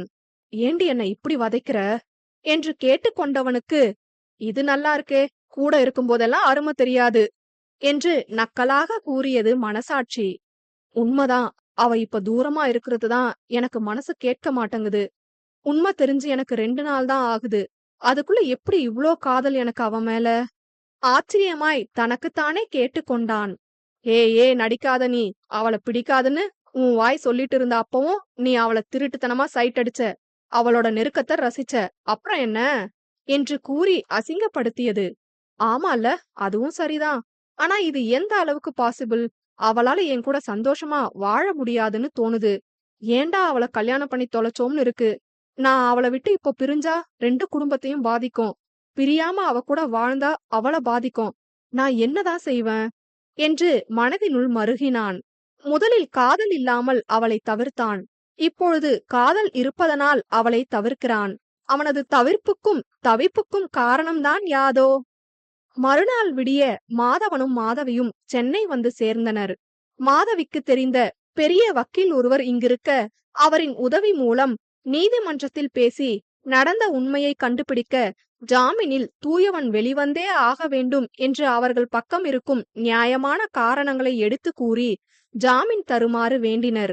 சில பல விவாதங்களுக்கு பிறகு மாலை 5 மணி போல் இன்னும் 4 நாட்களில் நடக்கப் போகும் விசாரணைக்கு, அதாவது வரும் திங்கட்கிழமை காலை 10 மணிக்கு நீதிமன்றத்தில் ஆஜராகியிருக்க வேண்டும் என்ற எச்சரிக்கையோடு தூயவனுக்கு ஜாமீன் வழங்கியது நீதிமன்றம். அந்த ஆவணத்தை மாதவி காவல் நிலையத்தில் வந்து கொடுக்க, தூயவன் சிறையிலிருந்து தற்காலிகமாக விடுவிக்கப்பட்டான். ஆதினிக்கு இப்பொழுதுதான் நிம்மதியாக இருந்தது.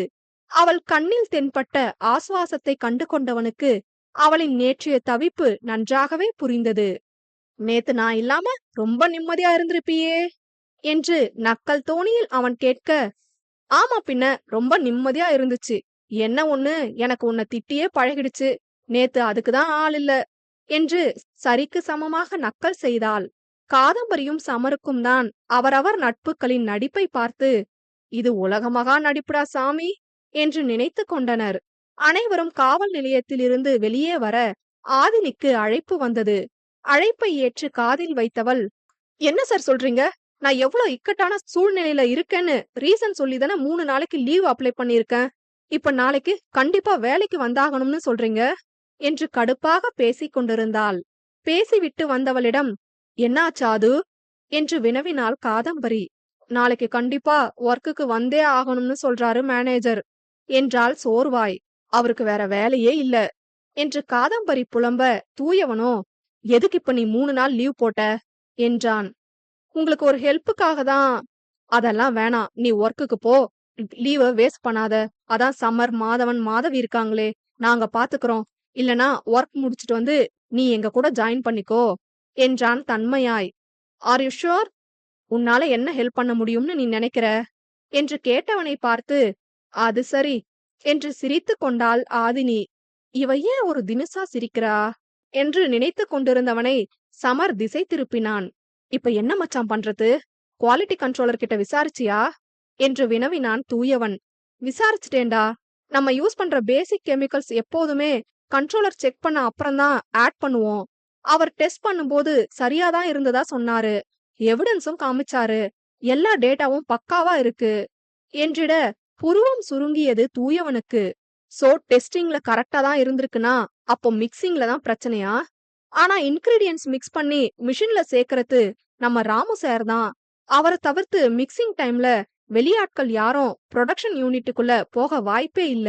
அப்போ மிக்சிங் நடக்கும்போது நம்ம கம்பெனிக்குள்ளேயே இருக்கிற ஒரு கருப்பு ஆடுதான் இத செஞ்சிருக்கணும், அப்படிதானே என்றான் தீவிரமாக சிந்தித்தபடி.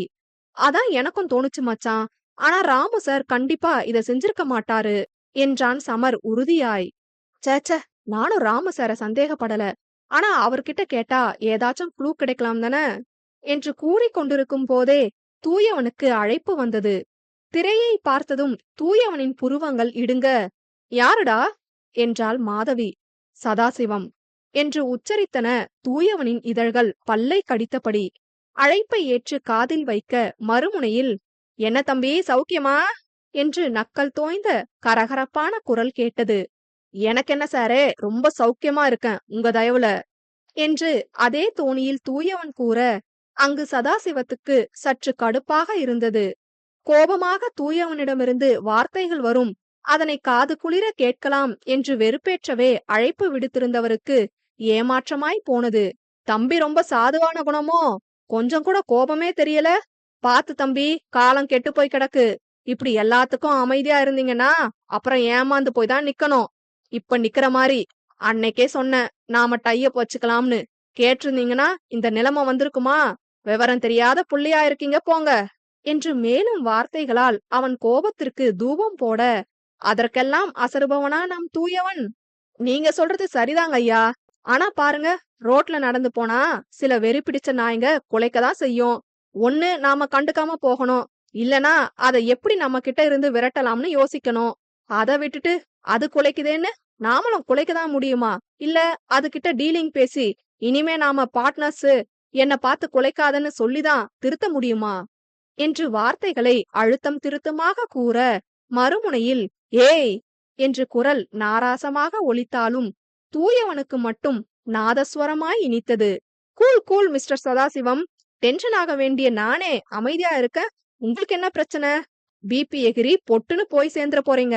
கையில முதல்ல சிறை வளையம் மாட்டிப்பீங்களாம், அப்புறம் பொறுமையா மலர் வளையம் வைக்கிற நேரம் தானாவே வரும். என்னடா எகத்தாளமா பேசுற? அவ்வளோ சீக்கிரம் என்ன சிக்க வச்சிருவியா நீ? சிக்க வச்சுட்டு நான் உங்ககிட்ட பேசுறேன், அது வர பொறுமையா இருங்க, சரியா? நான் வச்சிரட்டுங்களா? உடம்ப கவனிச்சுக்கோங்க என ஏக நக்கலாய் கூறியவன் அழைப்பை துண்டிக்க, ஆதினியும் காதம்பரியும் வியப்பாய் பார்த்தனர். ஆதினியோ, உனக்குள்ள இப்படி ஒரு ரூபமா? வாவ், என்ன ஒரு நிமிர்வு, என்ன ஒரு திமிரு! நக்கல் கூட எவ்வளவு அழகா பண்ற, அழகண்டா நீ என்று மனதினுள் மெச்சிக் கொண்டாள். நேரம் இரவை கடக்க, சரி வாங்க எல்லாரும் வீட்டுக்கு போகலாம் என்று ஆதினி அழைக்க, காதம்பரியும் அவ்வாறே அவளுடைய அறைக்கு கிளம்ப மற்ற அனைவரும் வீடு வந்து சேர்ந்தனர். இரவு உணவை முடித்துவிட்டு அனைவரும் ஹாலில் அமர்ந்து அடுத்து என்ன செய்யலாம் என்று யோசித்துக் கொண்டிருந்தனர். இப்ப நாம நாளைக்கு என்ன செய்யணும்? மாதவன் வினவினான். நம்ம யூனிட்ல 2 டேஸ்க்கு ஒன்ஸ் அண்ட் ஆல்சோ சண்டேஸ்ல தான் இன்கிரீடியன்ஸ் மொத்தமா மிக்ஸ் பண்ணி அதுல இருந்து அந்த 2 நாளும் ப்ரொடக்ஷன்லயும் பேக்கேஜிங்லயும் போயிடும். அப்படி பார்த்தா இப்ப ரீசெண்டா இன்கிரீடியன்ட் மிக்சிங் நடந்தது நேத்து தான், அதாவது பிப்ரவரி 6. ஆனா நேத்து பண்ண எல்லாம் இன்னுமே ப்ரொடக்ஷன் அண்ட் பேக்கேஜிங் பெண்டிங் இருக்கு.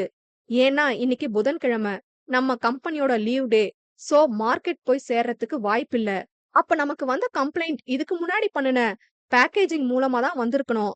அப்படி பார்த்தா பிப்ரவரி 4 அன்னைக்கு சண்டே செஞ்ச மிக்சிங்ல தான் தப்பு நடந்திருக்கு எனவும், ஆதினியோ, அன்னைக்கு தானே பார்ட்டி நடந்துச்சு, அந்த கேப்ல எதுவும் நடந்திருக்குமோ என்று தன் சந்தேகத்தை கேட்டாள்.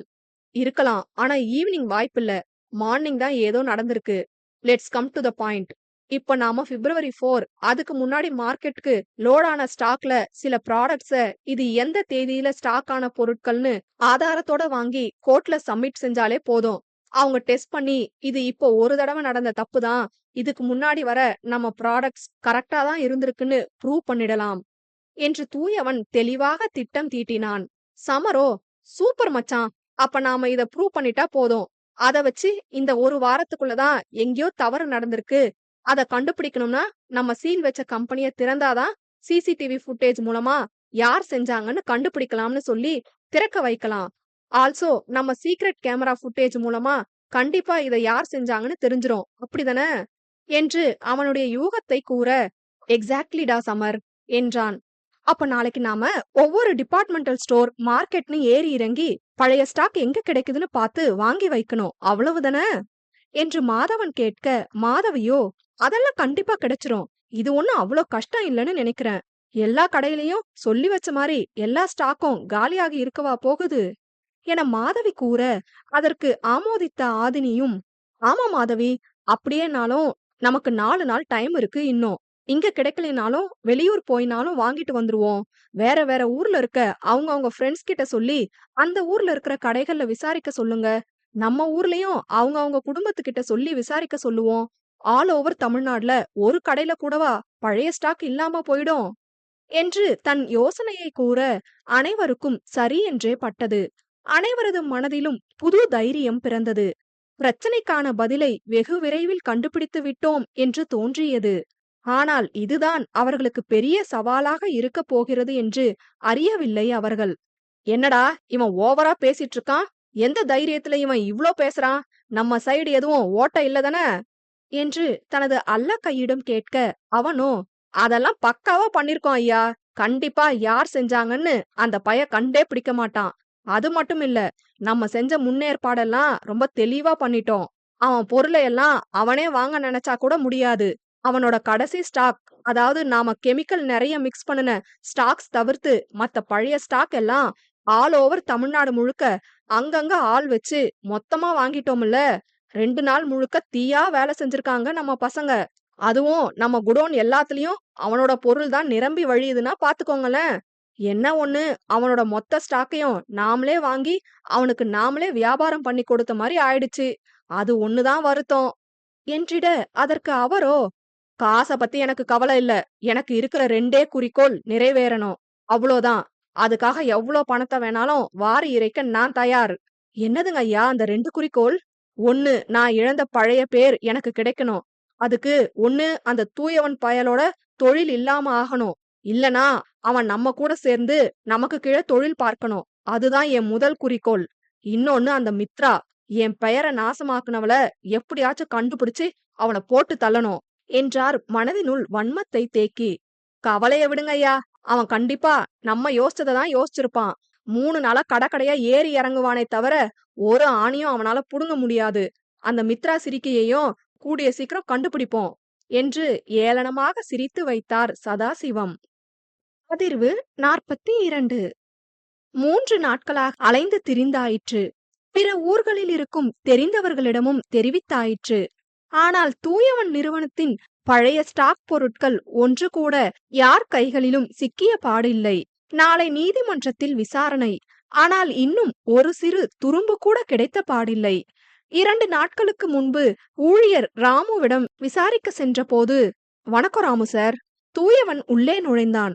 தம்பி வாங்க, சொல்லியிருந்தா நானே வந்திருப்பேன் தானே. பதறி போய் எழுந்தார் ராமு. அதனால என்ன, இருக்கட்டும் சார் என்றான் பெருந்தன்மையாய். விஷயம் கேள்விப்பட்டேன், ரொம்ப சங்கடமா போச்சு தம்பி என மெய்யாகவே வருந்தினார். ஆமா ராமு சார், எல்லாம் நேரம், அத பத்தி பேசதான் வந்திருக்கேன் என்றதும் ராமுவிற்கு சங்கடமாக இருந்தது. தன்னை சந்தேகித்துதான் வந்திருக்கிறாரோ என்று. தம்பி நிஜமா நான் எப்போதும் போல நம்ம லிஸ்ட் படிதான் தம்பி மிக்சிங் பண்ணுனேன். குவாலிட்டி கண்ட்ரோலர் சைடு எந்த இஷ்யூவும் இல்லைன்னு கேள்விப்பட்டேன்.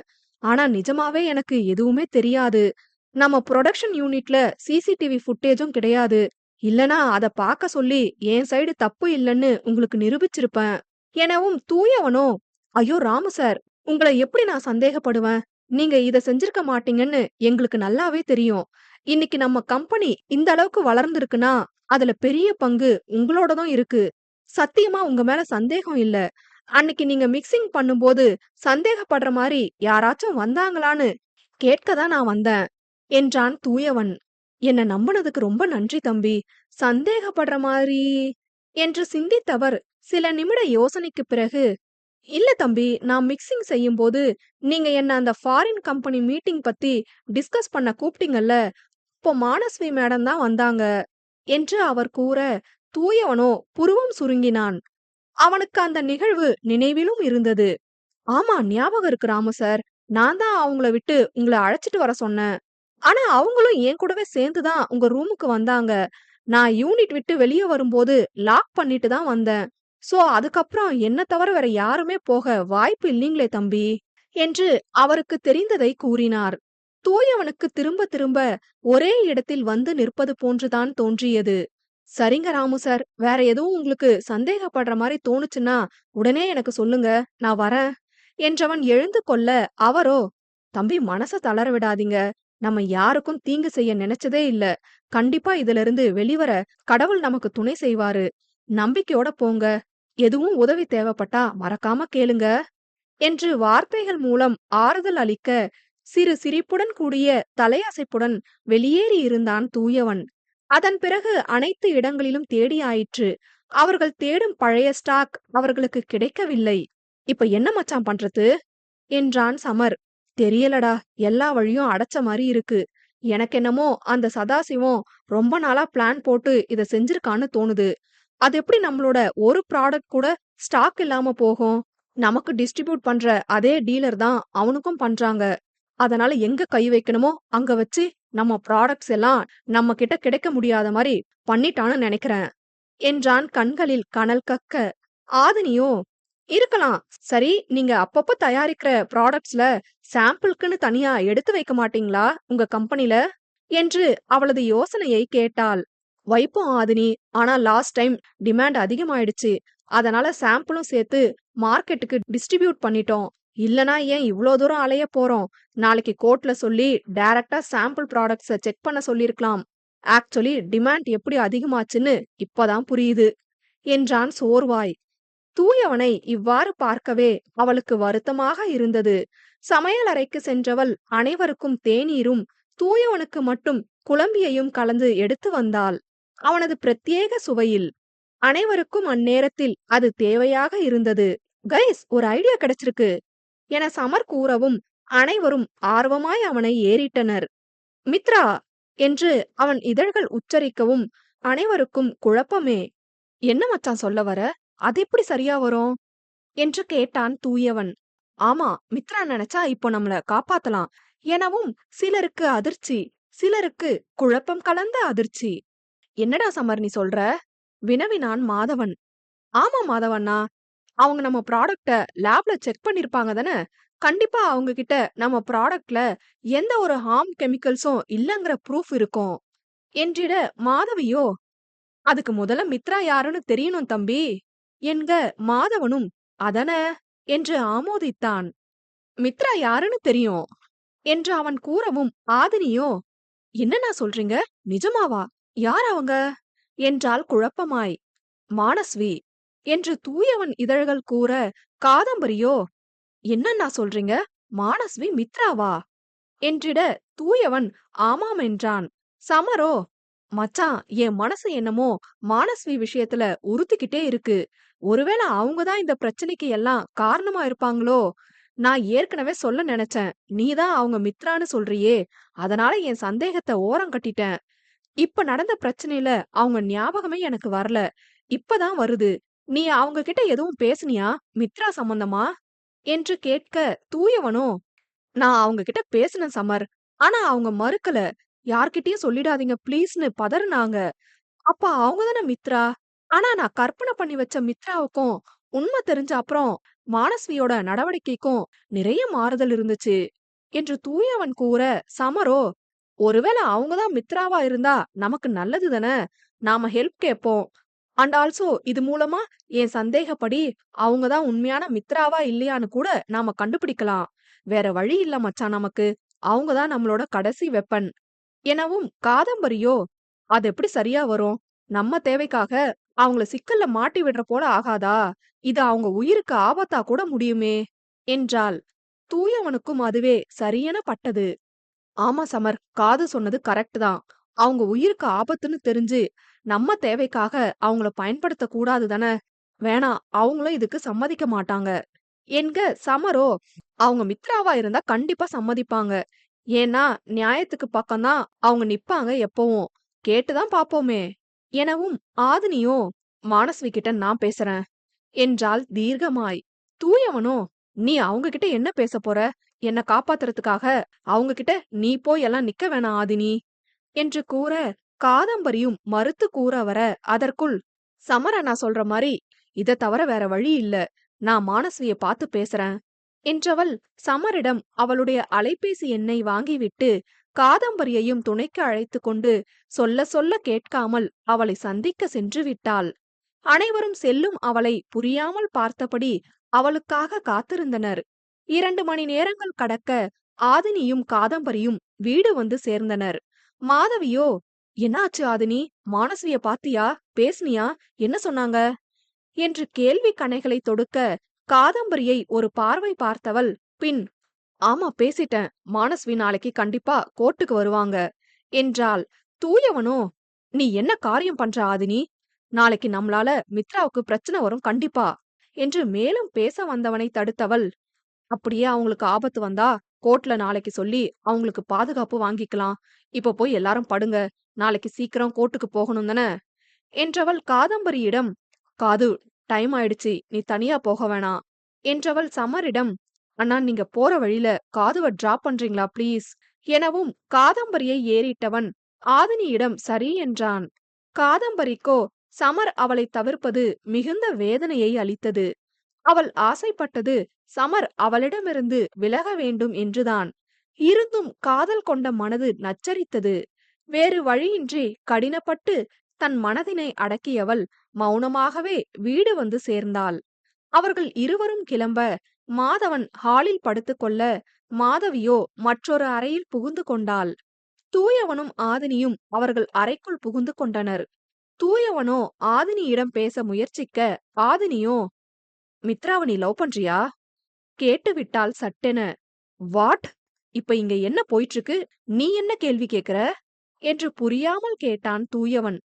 பதில் சொல்லு தூயவா, அவ்ளோ பதறுற மித்ராக்காக? இது வெறும் மனிதாபிமானத்தினால வந்த அக்கறை மாதிரி தெரியல எனக்கு என்று ஆதினி கேட்கவும் கோபத்தில் திட்ட வந்த தூயவன் பின் நிதானித்தான். எதையோ சிந்தித்தவன் பிறகு, ஆமா ஆதினி, மித்ராவ லவ் பண்றேன். மித்ரா யாருன்னு தெரியறதுக்கு முன்னாடில இருந்தே மித்ராவ லவ் பண்றேன். இப்ப தெரிஞ்ச அப்புறம் என்னால இயல்பா இருக்க முடியல. உன்கிட்ட என்னால சகஜமா இருக்க முடியல. மித்ராவோட நினைப்பு என்ன தடுக்குது, போதுமா என்று கூறிவிட ஆதினிக்கோ கண்கள் கலங்கியது. அவ்வாறே திரும்பி படுத்துக் கொண்டாள். அவளின் முதுகை வெறித்தவன், சாரிடி, உன்னை ஹர்ட் பண்றேன். முந்தி உண்மை தெரியாம ஹர்ட் பண்ண. இப்போ உண்மை தெரிஞ்சும் இன்னொரு விஷயத்துக்காக உன்னை ஹர்ட் பண்றேன். எனக்கு வேற வழி தெரியல. மன்னிச்சிரு. ஆனா இது உன் நல்லதுக்காக தாண்டி என்று மானசீகமாக மன்னிப்பு வேண்டியவன் படுத்துக் கொண்டான் கலங்கிய கண்களை துடைத்தபடி. மறுநாள் பொழுது விடிய அனைவரும் நீதிமன்றத்திற்கு கிளம்பி சென்றனர். விசாரணையை ஆரம்பிக்க இன்னும் அரை மணி நேரம் இருக்கும் பட்சத்தில் சதாசிவம் தூயவனுக்கு அலைபேசியில் அழைத்தார். அழைப்பை ஏற்றவன் காதில் வைக்க, என்ன தம்பி, ஏதோ டயலாக் எல்லாம் பேசின மாதிரி இருந்துச்சு. ஆனா நீங்க தயாரிச்ச பொருட்களை கூட உங்களால வாங்க முடியல போல என்று கேட்டவர் அவசரமாக சிரித்து கொண்டார். ஆக்சுவலி மிஸ்டர் சதாசிவம், உங்களுக்கு நான் தேங்க்ஸ் தான் சொல்லணும். எப்பவும் 70% சேல்ஸ் வரும். ஆனா இந்த வாட்டி உங்க தயவால 100% போக எக்ஸ்ட்ரா வேற சேல்ஸ் ஆகியிருக்கு. இப்பவும் சொல்றேன். ஆமா, எனக்கு எந்த ஒரு ஆதாரமும் கிடைக்கலதான். ஆனா நான் நேர்மையான முறையில தான் போயிருக்கேன். அதுக்கான பலனா இப்பவும் நான் ஈஸியா இந்த பொய் குற்றச்சாட்டுல இருந்து வெளியே வந்துருவேன். எனக்கு நம்பிக்கை இருக்கு. கூடிய சீக்கிரம் கம்பி என்ன, நீங்க தயாரா இருங்க என்றவன் அலைபேசியை துண்டிக்க அங்கு சதாசிவத்திற்கு கோபம் கொப்பளித்தது. இன்னும் அரை மணி நேரத்துல விசாரணை, இவன் எந்த தைரியத்துல இன்னும் எகத்தாளமா பேசிட்டு இருக்கான் என்று புலம்பியவர் திடீரென தன் அடியாளுக்கு அழைப்பு விடுத்து எதையோ கூறலானார். இன்னும் 5 நிமிடங்களில் விசாரணை ஆரம்பிக்கப் போகிறது. மானஸ்வியோ இன்னும் நீதிமன்றத்திற்கு வந்த பாடில்லை. சமரோ, அது நீ என்னமா ஆச்சு? மானஸ்வி வந்துருவாங்கன்னு சொன்ன, இன்னும் வரல. விசாரணை ஆரம்பிக்க போறாங்க என்றான் பதற்றமாய். தூயவனும் காவலர்களுடன் நின்றிருந்தான் இவர்களை பார்த்தபடியே. காதம்பரியோ, அது என்ன இது, இன்னும் மானஸ்வி வரல, கடைசி வர வரலனா என்ன செய்யறது என்று கேட்க ஆதினியோ, பாத்துக்கலாம் என்றாள் அசட்டையாக. அது விளையாடுறியா நீ என்று கேட்டுக்கொண்டிருக்க அதற்குள் விசாரணை ஆரம்பித்தது. மாதவி கருப்பு கோட்டினை அணிந்தபடி முன்னே சென்று அமர்ந்தாள். நீதிபதி வந்து அமர்ந்து விசாரணையை தொடங்கலாம் எனவும் தவாலி, தூயவன் புகழேந்தி, தூயவன் புகழேந்தி, தூயவன் புகழேந்தி என்று 3 முறை அழைக்க தூயவன் குற்றவாளி கூண்டில் நிற்கப்பட்டான். பொது வக்கீல் ஒருவர் முதலில் பேச ஆரம்பித்தார். வணக்கம் நீதிபதி அவர்களே. குற்றவாளி கூண்டில் நிற்கும் பிரபல இளம் தொழிலதிபர் மற்றும் Indira group of companies private லிமிடெடின் நிறுவனருமான மிஸ்டர் தூயவன் புகழேந்தி அவர்கள் அவரது நிறுவனத்தில் தயாரிக்கும் பொருட்கள் சிலவற்றில் உடலுக்கு தீங்கு விளைவிக்கக்கூடிய ரசாயனங்களை அதிகமாக சேர்ப்பதாக குற்றச்சாட்டு வந்துள்ளது. அதனை முன்னிறுத்தி நம் அரசு சார்பில் தர பரிசோதிப்பாளர் அவர்கள் அவரது நிறுவனத்திற்கே சென்று தற்போது தயாரிப்பில் இருக்கும் பொருட்களை சோதித்து பார்க்கையில் அதில் இந்திரா நிறுவனத்தின் பேரில் வந்த குற்றச்சாட்டு உண்மை என நிரூபணமாகியுள்ளது. அதற்கான ஆவணங்கள் இதோ என்றவர் அதனை நீதிபதியின் பார்வைக்கு சமர்ப்பித்தார். அதனை பார்த்த நீதிபதியோ, ஆவணங்களின் அடிப்படையில் பார்க்கும் பொழுது வந்த குற்றச்சாட்டு உண்மைதான் என்று நிரூபணமாகியுள்ளது. உங்கள் தரப்பில் வக்கீல் யாரேனும் இருந்தால் இது குறித்த விளக்கத்தை நீங்கள் கூறலாம் எனவும் மாதவி எழுந்தாள். வணக்கம் நீதிபதி அவர்களே. இந்திரா நிறுவனத்தின் பேரில் வந்த குற்றச்சாட்டு பொய்யான குற்றச்சாட்டாக கருதுகிறார் என் கட்சிக்காரர். இதையெல்லாம் தூயவன் புகழேந்தி அவர்களின் தொழில்துறை எதிரி யாரேனும் ஒருவர் பல நாள் திட்டமிட்டு சதி செய்திருப்பதாக சந்தேகம் உள்ளது நீதிபதி அவர்களே. இவ்வளவு நாள் மக்கள் மத்தியில் நல்லதொரு நிலையில் இருந்த தயாரிப்புகள் திடீரென எவ்வாறு இத்தகைய குற்றச்சாட்டுக்கு ஆளாகின்றன? அதுவும் சந்தையில் விற்கப்பட்ட வெகு சில தினங்களிலேயே அதன் பின் விளைவுகள் எவ்வாறு தெரிய வரும்? இதை நிரூபிக்கத்தான் சில தினங்களுக்கு முன்பு சந்தைக்கு அனுப்பப்பட்ட பொருட்களை வாங்கி அதனை சோதனை செய்து நிரூபிக்க முயற்சித்தார் என் கட்சிக்காரர். ஆனால் பழைய தயாரிப்புகள் எதுவும் கிடைக்க கூடாதென்று எண்ணி அனைத்தையும் யாரோ ஒருவர் கைவசப்படுத்தி இருக்கிறாரோ என்றும், இந்திரா நிறுவனத்திற்குள் யாரோ திருட்டுத்தனமாக நுழைந்து தயாரிப்புகளில் ரசாயனங்களை கலந்திருப்பனரோ என்றும் என் கட்சிக்காரரிடம் சந்தேகம் இருக்கிறது என்று மாதவி தூயவன் தரப்பில் வாதாட, நீதிபதியோ, ஆனால் உங்க கட்சிக்காரரின் தரப்பில் எந்த ஒரு நிலையான ஆதாரமும் இல்லையே, ஆதாரமில்லாத சந்தேகங்களின் பேரில் தீர்ப்பளிக்க இயலாது என்றார். எஸ் யுவர் ஆனர், நிறுவனத்தை சீல் வைத்த ஒரு காரணத்தால் எங்களால் சிசிடிவி ஆதாரங்கள் எதையும் பரிசோதித்து பார்க்க இயலவில்லை. நீதிபதி அவர்கள் உத்தரவு கொடுத்தால் காவல் அதிகாரிகளுடன் சேர்ந்து நிறுவனத்தின் சிசிடிவி ஆதாரங்களை பரிசோதித்து என்ன நடந்ததென்று யூகிக்க இயலும். அதற்கு அவகாசம் அளிக்க வேண்டுகிறார் என் கட்சிக்காரர் என்று மாதவி கேட்க, சில நிமிட யோசனைக்கு பிறகு, இந்திரா நிறுவனத்தின் தரப்பில் நிலையான ஆதாரங்கள் எதுவும் சமர்ப்பிக்காத நிலையில் சிசிடிவி ஆதாரங்களை சேகரிக்க நீதிமன்றம் 2 மணி நேரம் அவகாசம் அளித்துள்ளது. மத்திய உணவு இடைவேளைக்கு பிறகு மீண்டும் விசாரணை நடைபெறும். அதற்குள் காவல் அதிகாரிகள் இந்திரா நிறுவனத்தின் சிசிடிவி ஆதாரங்களை பரிசோதித்து நீதிமன்றத்தில் சமர்ப்பிக்க வேண்டும் என்று நீதிமன்றம் உத்தரவிடுகிறது. Now the court is urgent என்று நீதிபதி கூறிவிட, தூயவன், சமர், மாதவி மூவரும் காவல் அதிகாரிகளுடன் தூயவனின் நிறுவனத்திற்கு சென்றனர். மாதவன், ஆதினி மற்றும் காதம்பரி மானஸ்வியை தேடி சென்றனர். அதிர்வு 43. காவல் அதிகாரிகளுடன் தூயவன், சமர் மற்றும் மாதவி தூயவனின் நிறுவனத்திற்கு சென்று அங்கு தூயவனின் மடிக்கணினியில் ரகசிய சிசிடிவி ஃபுட்டேஜ்களை ஆராய, அதுவோ மொத்தமாக அழிக்கப்பட்டிருந்தது. சமரோ, என்ன மச்சான் இது, எப்படியெல்லாம் டெலீட் ஆச்சு என்று புரியாமல் கேட்க, தூயவனுக்கோ பலத்த சிந்தனை. அவனது சிந்தனை பாதை கடைசியாக வந்து முடிந்தது மானஸ்வியிடம். ஓ ஷிட் என்று தலையில் கை வைத்தான் தூயவன். என்னடா ஆச்சு என்று பொறுமையிழந்து சமர் கேட்க, நேற்று மானஸ்வியிடம் பேசியது, அவள் சிசிடிவி பற்றி தெரிந்ததும் பதறியது, பின் அதனை அவளையே டெலீட் செய்து கொள்ளும்படி கூறியது என்று அனைத்தையும் தூயவன் சமரிடம் கூற, டேய், என்னடா மச்சான் பண்ணி வச்சிருக்க? நான் ஆரம்பத்திலேயே சொன்னேன் தானே, அந்த மானஸ்வி கிட்ட ஏதோ ஒண்ணு தப்பா இருக்குன்னு. கேட்டியா? இப்ப பாரு, அப்ப கண்டிப்பா அவதான் மிக்சிங்ல ஏதோ கலந்திருக்கா. இப்ப என்ன செய்யறது? உன்னை நம்பி இப்ப ஆதினியும் மானஸ்வி வருவான்னு நம்பிட்டு காத்துட்டு இருப்பா. இத ரெக்கவர் பண்ணணும்னா கூட ரொம்ப நாள் ஆகும் என்று செய்வதறியாமல் புலம்பினான் சமர். மாதவியோ என்ன கூறுவதென்று தெரியாமல் தூயவனின் தோளை ஆதரவாக பற்றினாள். தூயவனுக்கு முட்டாள்தனம் செய்து விட்டதாக தோன்றியது. இருந்த ஒரு ஆதாரமும் அழிந்துவிட்டது. இனி சிசிடிவி ஃபுட்டேஜ்களை மீட்கும் வரை சிறையில்தான் இருக்க வேண்டும் என்று நினைத்த தூயவனுக்கு உலகமே இருட்டியது. சமரோ மாதவனுக்கு அழைத்தான். சொல்லு சமர், நாங்க மித்ராவை தான் தேடிட்டு இருக்கோம் என்க. சமரோ, அதெல்லாம் ஒன்னும் தேட வேணாம், மானஸ்வி கிடைக்க மாட்டா, நீங்க கம்பெனிக்கு வாங்க, பிரச்சனை கைமீறி போயிருச்சு எனவும் மாதவன், ஆதினி மற்றும் காதம்பரி மூவரும் அடித்து பிடித்து ஓடி வந்தனர். நடந்த விஷயத்தை கேள்விப்பட்டு மாதவனும் அதிர்ந்தான். ஆதினிக்கோ தூயவனை பார்க்க மனம் வலித்தது. அருகில் சென்றவள் அவன் தோளில் கை வைக்க, என்ன நினைத்தானோ அவளை இறுக அணைத்து கொண்டான். தப்பு பண்ணிட்டேன் ஆதினி, 2வது தடவையா தப்பு பண்ணிட்டேன். எப்பவும் எல்லாரையும் யோசிச்சு எதுனாலும் செய்யுங்கன்னு அட்வைஸ் பண்ணுவேன். ஆனா நானே அதை செய்யாம முதல்ல உன் விஷயத்துல உன்னை தப்பா புரிஞ்சுக்கிட்டேன். இப்போ மித்ரா விஷயத்துல தப்பு செஞ்சுட்டேன், என்ன மன்னிச்சிரு என்றவன் குழந்தையாய் கேவினான். காவல் அதிகாரியோ, என்ன சார், கம்பெனிய ஓபன் பண்ணா சிசிடிவி ஃபுட்டேஜ் எடுத்துருவோம், உண்மை தெரிஞ்சிரும்னு கூட்டிட்டு வந்துட்டு இப்ப டிராமா பண்றீங்களா? இன்னும் 1/2 மணி நேரம் தான் இருக்கு விசாரணை ஆரம்பிக்க. வாங்க கோர்ட்டுக்கு போகலாம் என்று அவனை அழைத்து சென்றார். அவன் காரில் ஏறப்போக காவல் அதிகாரியோ, சாரி சார், நீங்க எங்க கூட ஜீப்ல வாங்க என்றிட, மாதவியோ, என்ன சார், அவர்தான் பெயில் வாங்கியிருக்காரே, அப்புறம் ஏன் ஜீப்ல ஏத்துறீங்க என்று நண்பனுக்காக குரல் கொடுக்க, ஆதாரம் கிடைக்கலல, கொஞ்ச நேரத்துல விசாரணை. இந்த மாதிரி சூழ்நிலையில குற்றவாளி தப்பிச்சு போக நினைக்க வாய்ப்புகள் அதிகம். ஒரு வக்கீலா உங்களுக்கு நான் சொல்ல வேண்டிய அவசியமே இல்லைன்னு நினைக்கிறேன். எதுவா இருந்தாலும் கோர்ட்ல தீர்ப்பு வரட்டும் என்றவர் தூயவனை காவல்துறை வாகனத்தில் அழைத்து சென்றார். சிறிது நேரத்தில் மீண்டும் விசாரணை ஆரம்பித்தது.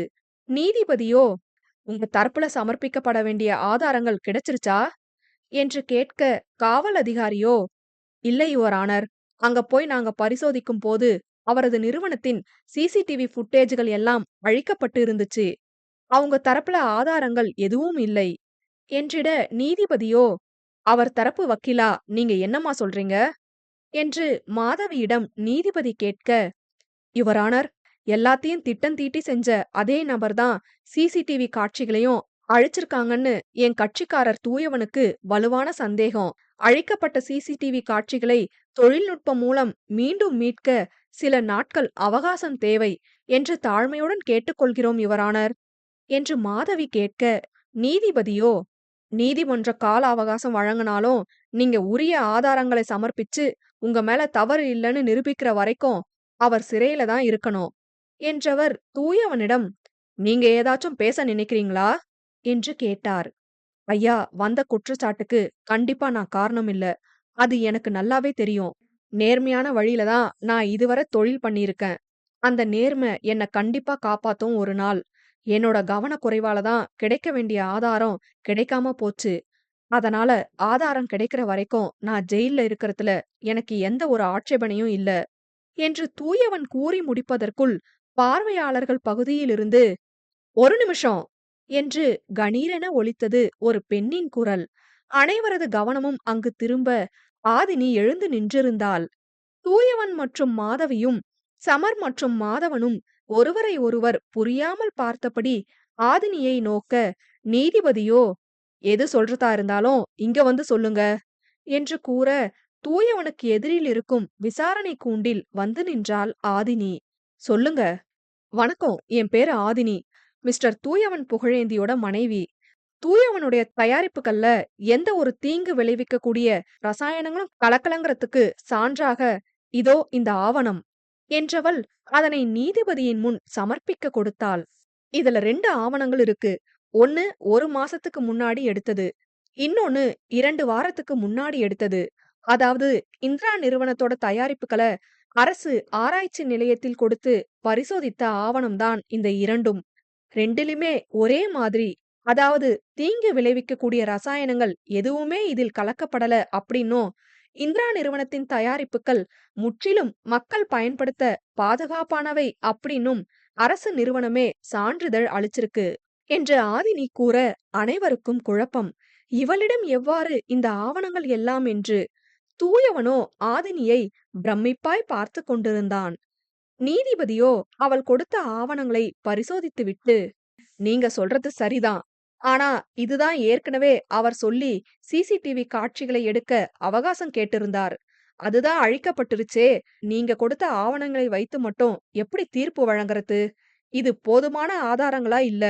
அது மட்டும் இல்ல, இந்த ஆவணங்கள் மித்ரா என்னும் பெயர்ல சோதனை செய்யப்பட்டு இருக்கு. சோதனை செஞ்சவங்க ஏன் முன் வந்து இத சமர்ப்பிக்கல என்று கேட்டார் நீதிபதி. காரணம் இருக்கு யுவர் ஆனர். இந்த ஆவணங்களை எல்லாம் இப்ப சமர்ப்பிச்சது தூயவனோட மனைவி ஆதினி மட்டுமில்ல, யூடியூபர் மித்லஸ் மித்ராவும் கூட என்று தலை நிமிர்ந்து அவள் கூற, அனைவருக்கும் பேரதிர்ச்சி. தூயவனோ ஸ்தம்பித்து பார்த்தான் ஆதினியை. இப்போ மித்ரா வேற யாரும் இல்லையா? ஏன் ஆதினிதனா? இதையே என்கிட்ட சொல்லவே இல்ல என்று தூயவன் சிந்தனையில் ஓட, குழப்பமாகவும் அதிர்ச்சியாகவும் பார்த்தான் தூயவன். கூட்டத்தில் சலசலப்பு ஏற்பட நீதிபதியோ சைலன்ஸ் என்று கூறிவிட்டு ஆதினியிடம், அப்ப நீங்க தான் மித்லஸ் மித்ராவா? Yes your honour. நீங்க அனுமதி அளிச்சா என்னோட மொபைல்ல நான் தான் மித்ரா என்பதற்கான ஆதாரமா எனது யூடியூப் சேனல் லாகின் செய்யப்பட்டிருக்கும். அதனை சமர்ப்பிக்கிறேன் எனவும் நீதிபதியும் அனுமதி அளிக்க அவளது அலைபேசியை சமர்ப்பித்தாள். நான் சமர்ப்பித்த ஆவணங்கள் மூலம் இந்திரா நிறுவனத்தில் சமீபத்தில்தான் ரசாயனம் கலக்கப்பட்டிருக்கிறது என்றும் அதனை தூயவனின் பிஏவாக பணிபுரிந்த மானஸ்வி என்ற பெண்ணின் மூலம் சதா நிறுவனத்தின் நிறுவனர் சதாசிவம் அவர்கள்தான் திட்டமிட்டு இதனை செய்திருக்கிறார் என்றும் நான் கூறுகிறேன். அதற்கு ஆதாரம் இதோ என்றவள் அவளது அலைபேசியை வாங்கி அதில் ஒரு காணொளியை ஒலிக்க விட்டாள். அதில், என்ன மன்னிச்சிருங்க தூயவன் சார். சதாசிவன் தான் என்ன மிரட்டி இத செய்ய வச்சாரு. உங்களை இந்த மாதிரி ஏதாவது ஒரு விஷயத்துல சிக்க வைக்கணும்னு தான் என்ன உங்க கம்பெனிக்கு வரவே வச்சாரு. அன்னைக்கு ப்ராடக்ட்ஸ் மிக்சிங் செய்யும்போது கெமிக்கல்ஸ் மிக்ஸ் செஞ்சது நான் தான். அது மட்டும் இல்ல, சிசிடிவி ஃபுட்டேஜ் மொத்தமா டெலீட் பண்ணதும் நான் தான். இதெல்லாம் நான் சதாசிவத்தோட மிரட்டலுக்கு பயந்து தான் நான் செஞ்சேன் என்று மானஸ்வி கூறிய வீடியோ ஆதாரம் அனைவரது முன்னிலையிலும் ஒளிர்ந்தது. பொது தரப்பு வக்கீலோ, யுவர் எனக்கென்னமோ இவங்க வழக்க திசை திருப்புறாங்களோன்னு சந்தேகமா இருக்கு. காரணமே இல்லாம சதாசிவம் எங்க இதுல சம்பந்தப்பட்டார் என்று கேட்க, ஆதினியோ, சம்பந்தம் இருக்கு, அத தூயவன் கூறுவார் என்று ஆதினி கூற, தூயவனோ, எஸ் யுவர் ஆனர், சதாசிவம் அவர்களுக்கு என் மேல முன்விரோதம் இருக்கு. அவருடைய நிறுவனத்துக்கு கீழ என்ன சேர்த்துக்கிறதா சொல்லி என்ன அவர் கூட டைப் பண்ண கூப்பிட்டாரு. ஆனா அதுல எனக்கு விருப்பம் இல்ல. அதுல இருந்தே அவருக்கு என் மேல பகை இருக்கு. அது மட்டும் இல்ல, மித்ரா சதாசிவம் அவர்களோட தயாரிப்புகள்ல அதிக ரசாயனங்கள் இருக்கிறதா வீடியோ போட்ட சில நாட்களிலேயே என்னோட தயாரிப்புகள் பாதுகாப்பானவைன்னு வீடியோ போட்டாங்க. இதனாலும் சதாசிவம் அவர்களுக்கு என் வளர்ச்சியை பார்த்து பொறாமை. அதனால ஆதினி சொல்ற மாதிரி இதுக்கு காரணம் சதாசிவமா இருக்கலாம். அத ஆதாரம் இல்லாம சொல்ல முடியாதேன்னு தான் நான் சொல்லாம விட்டேன் என்று தூயவன் கூற, யுவர் ஆனர், அப்படியே இருந்தாலும் இத சதாசிவம் தான் செய்ய சொன்னாருன்னு நம்ம கிட்ட எந்த ஆதாரமும் இல்ல. வீடியோ மூலமா சொன்ன பொண்ணு ஏன் நேர்ல வரல? அவர் நிறுவனத்தில் வேலை செய்யும் பெண் ஆதலால் இவர்களே மிரட்டி இவ்வாறு கூற வைத்திருக்கலாம் தானே. அப்படியே உண்மையாகவே இருந்தாலும் இதனை ஏன் ஆதினி அவர்கள் காலையில் நடந்த விசாரணையில் கூறவில்லை என்று கேட்டார். ஆதினியோ, பொது தரப்பு வக்கீல் சதாசிவன் தரப்பு வக்கீலாவே மாறிட்டார் போல என்று ஆதினி சிரிக்க, அவரோ தடுமாறினார். மித்ரா என்கிற என்னுடைய அடையாளம் வெளியே தெரிஞ்சா என் உயிருக்கு ஆபத்து இருக்கும். அதனால எனக்கு என் அடையாளத்தை வெளிப்படுத்த உடன்பாடு இல்ல. இந்த ஒரு காரணத்துக்காகத்தான் வீடியோல கூட ஏஐ தொழில்நுட்பம் மூலமா என் குரலை மாத்தி பதிவிடுறேன். எனது கணவர் தூயவன் தவறு எதுவுமே செய்யாத பட்சத்துல அவரே இதிலிருந்து வெளியே வந்துருவாரு அப்படிங்கிற நம்பிக்கை இருந்துச்சு. அது மட்டும் இல்ல, நான் மானஸ்விய நேத்து சந்திச்சப்போ அவங்களும் இன்னைக்கு கோர்ட்டுக்கு சாட்சியா வரத்தான் சொன்னாங்க. அவங்களுக்காக காத்திருக்க நினைச்சுதான் நான் என் அடையாளத்தை வெளிக்காட்டாம இருந்தேன். ஆனா என் கணவர் தவறே செய்யாம ஜெயிலுக்கு போறத என்னால ஏத்துக்க முடியல. என்னோட அடையாளத்தை வெளிப்படுத்தினாதான் என்னால அடுத்தடுத்த உண்மைய வெளியே சொல்ல முடியும் அப்படிங்கிற ஒரே காரணம்தான். இல்லனா நான் தான் மித்ராங்கிற உண்மைய கண்டிப்பா வெளியே சொல்லிருக்க மாட்டேன். என் கணவரை காப்பாத்த எனக்கு வேற வழி தெரியல என்று கூற, தூயவனுக்கோ கண்கள் கலங்கியது.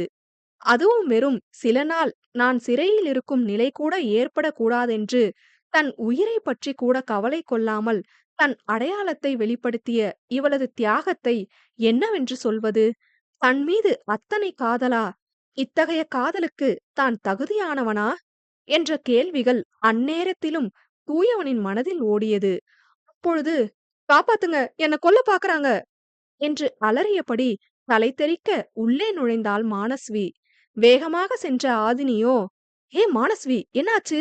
இவ்ளோ நேரம் எங்க இருந்தீங்க என்று கேட்க, சதாசிவம் என்ன ஆள வச்சு கடத்திட்டான் என்று மூச்சு வாங்க கூறினாள்.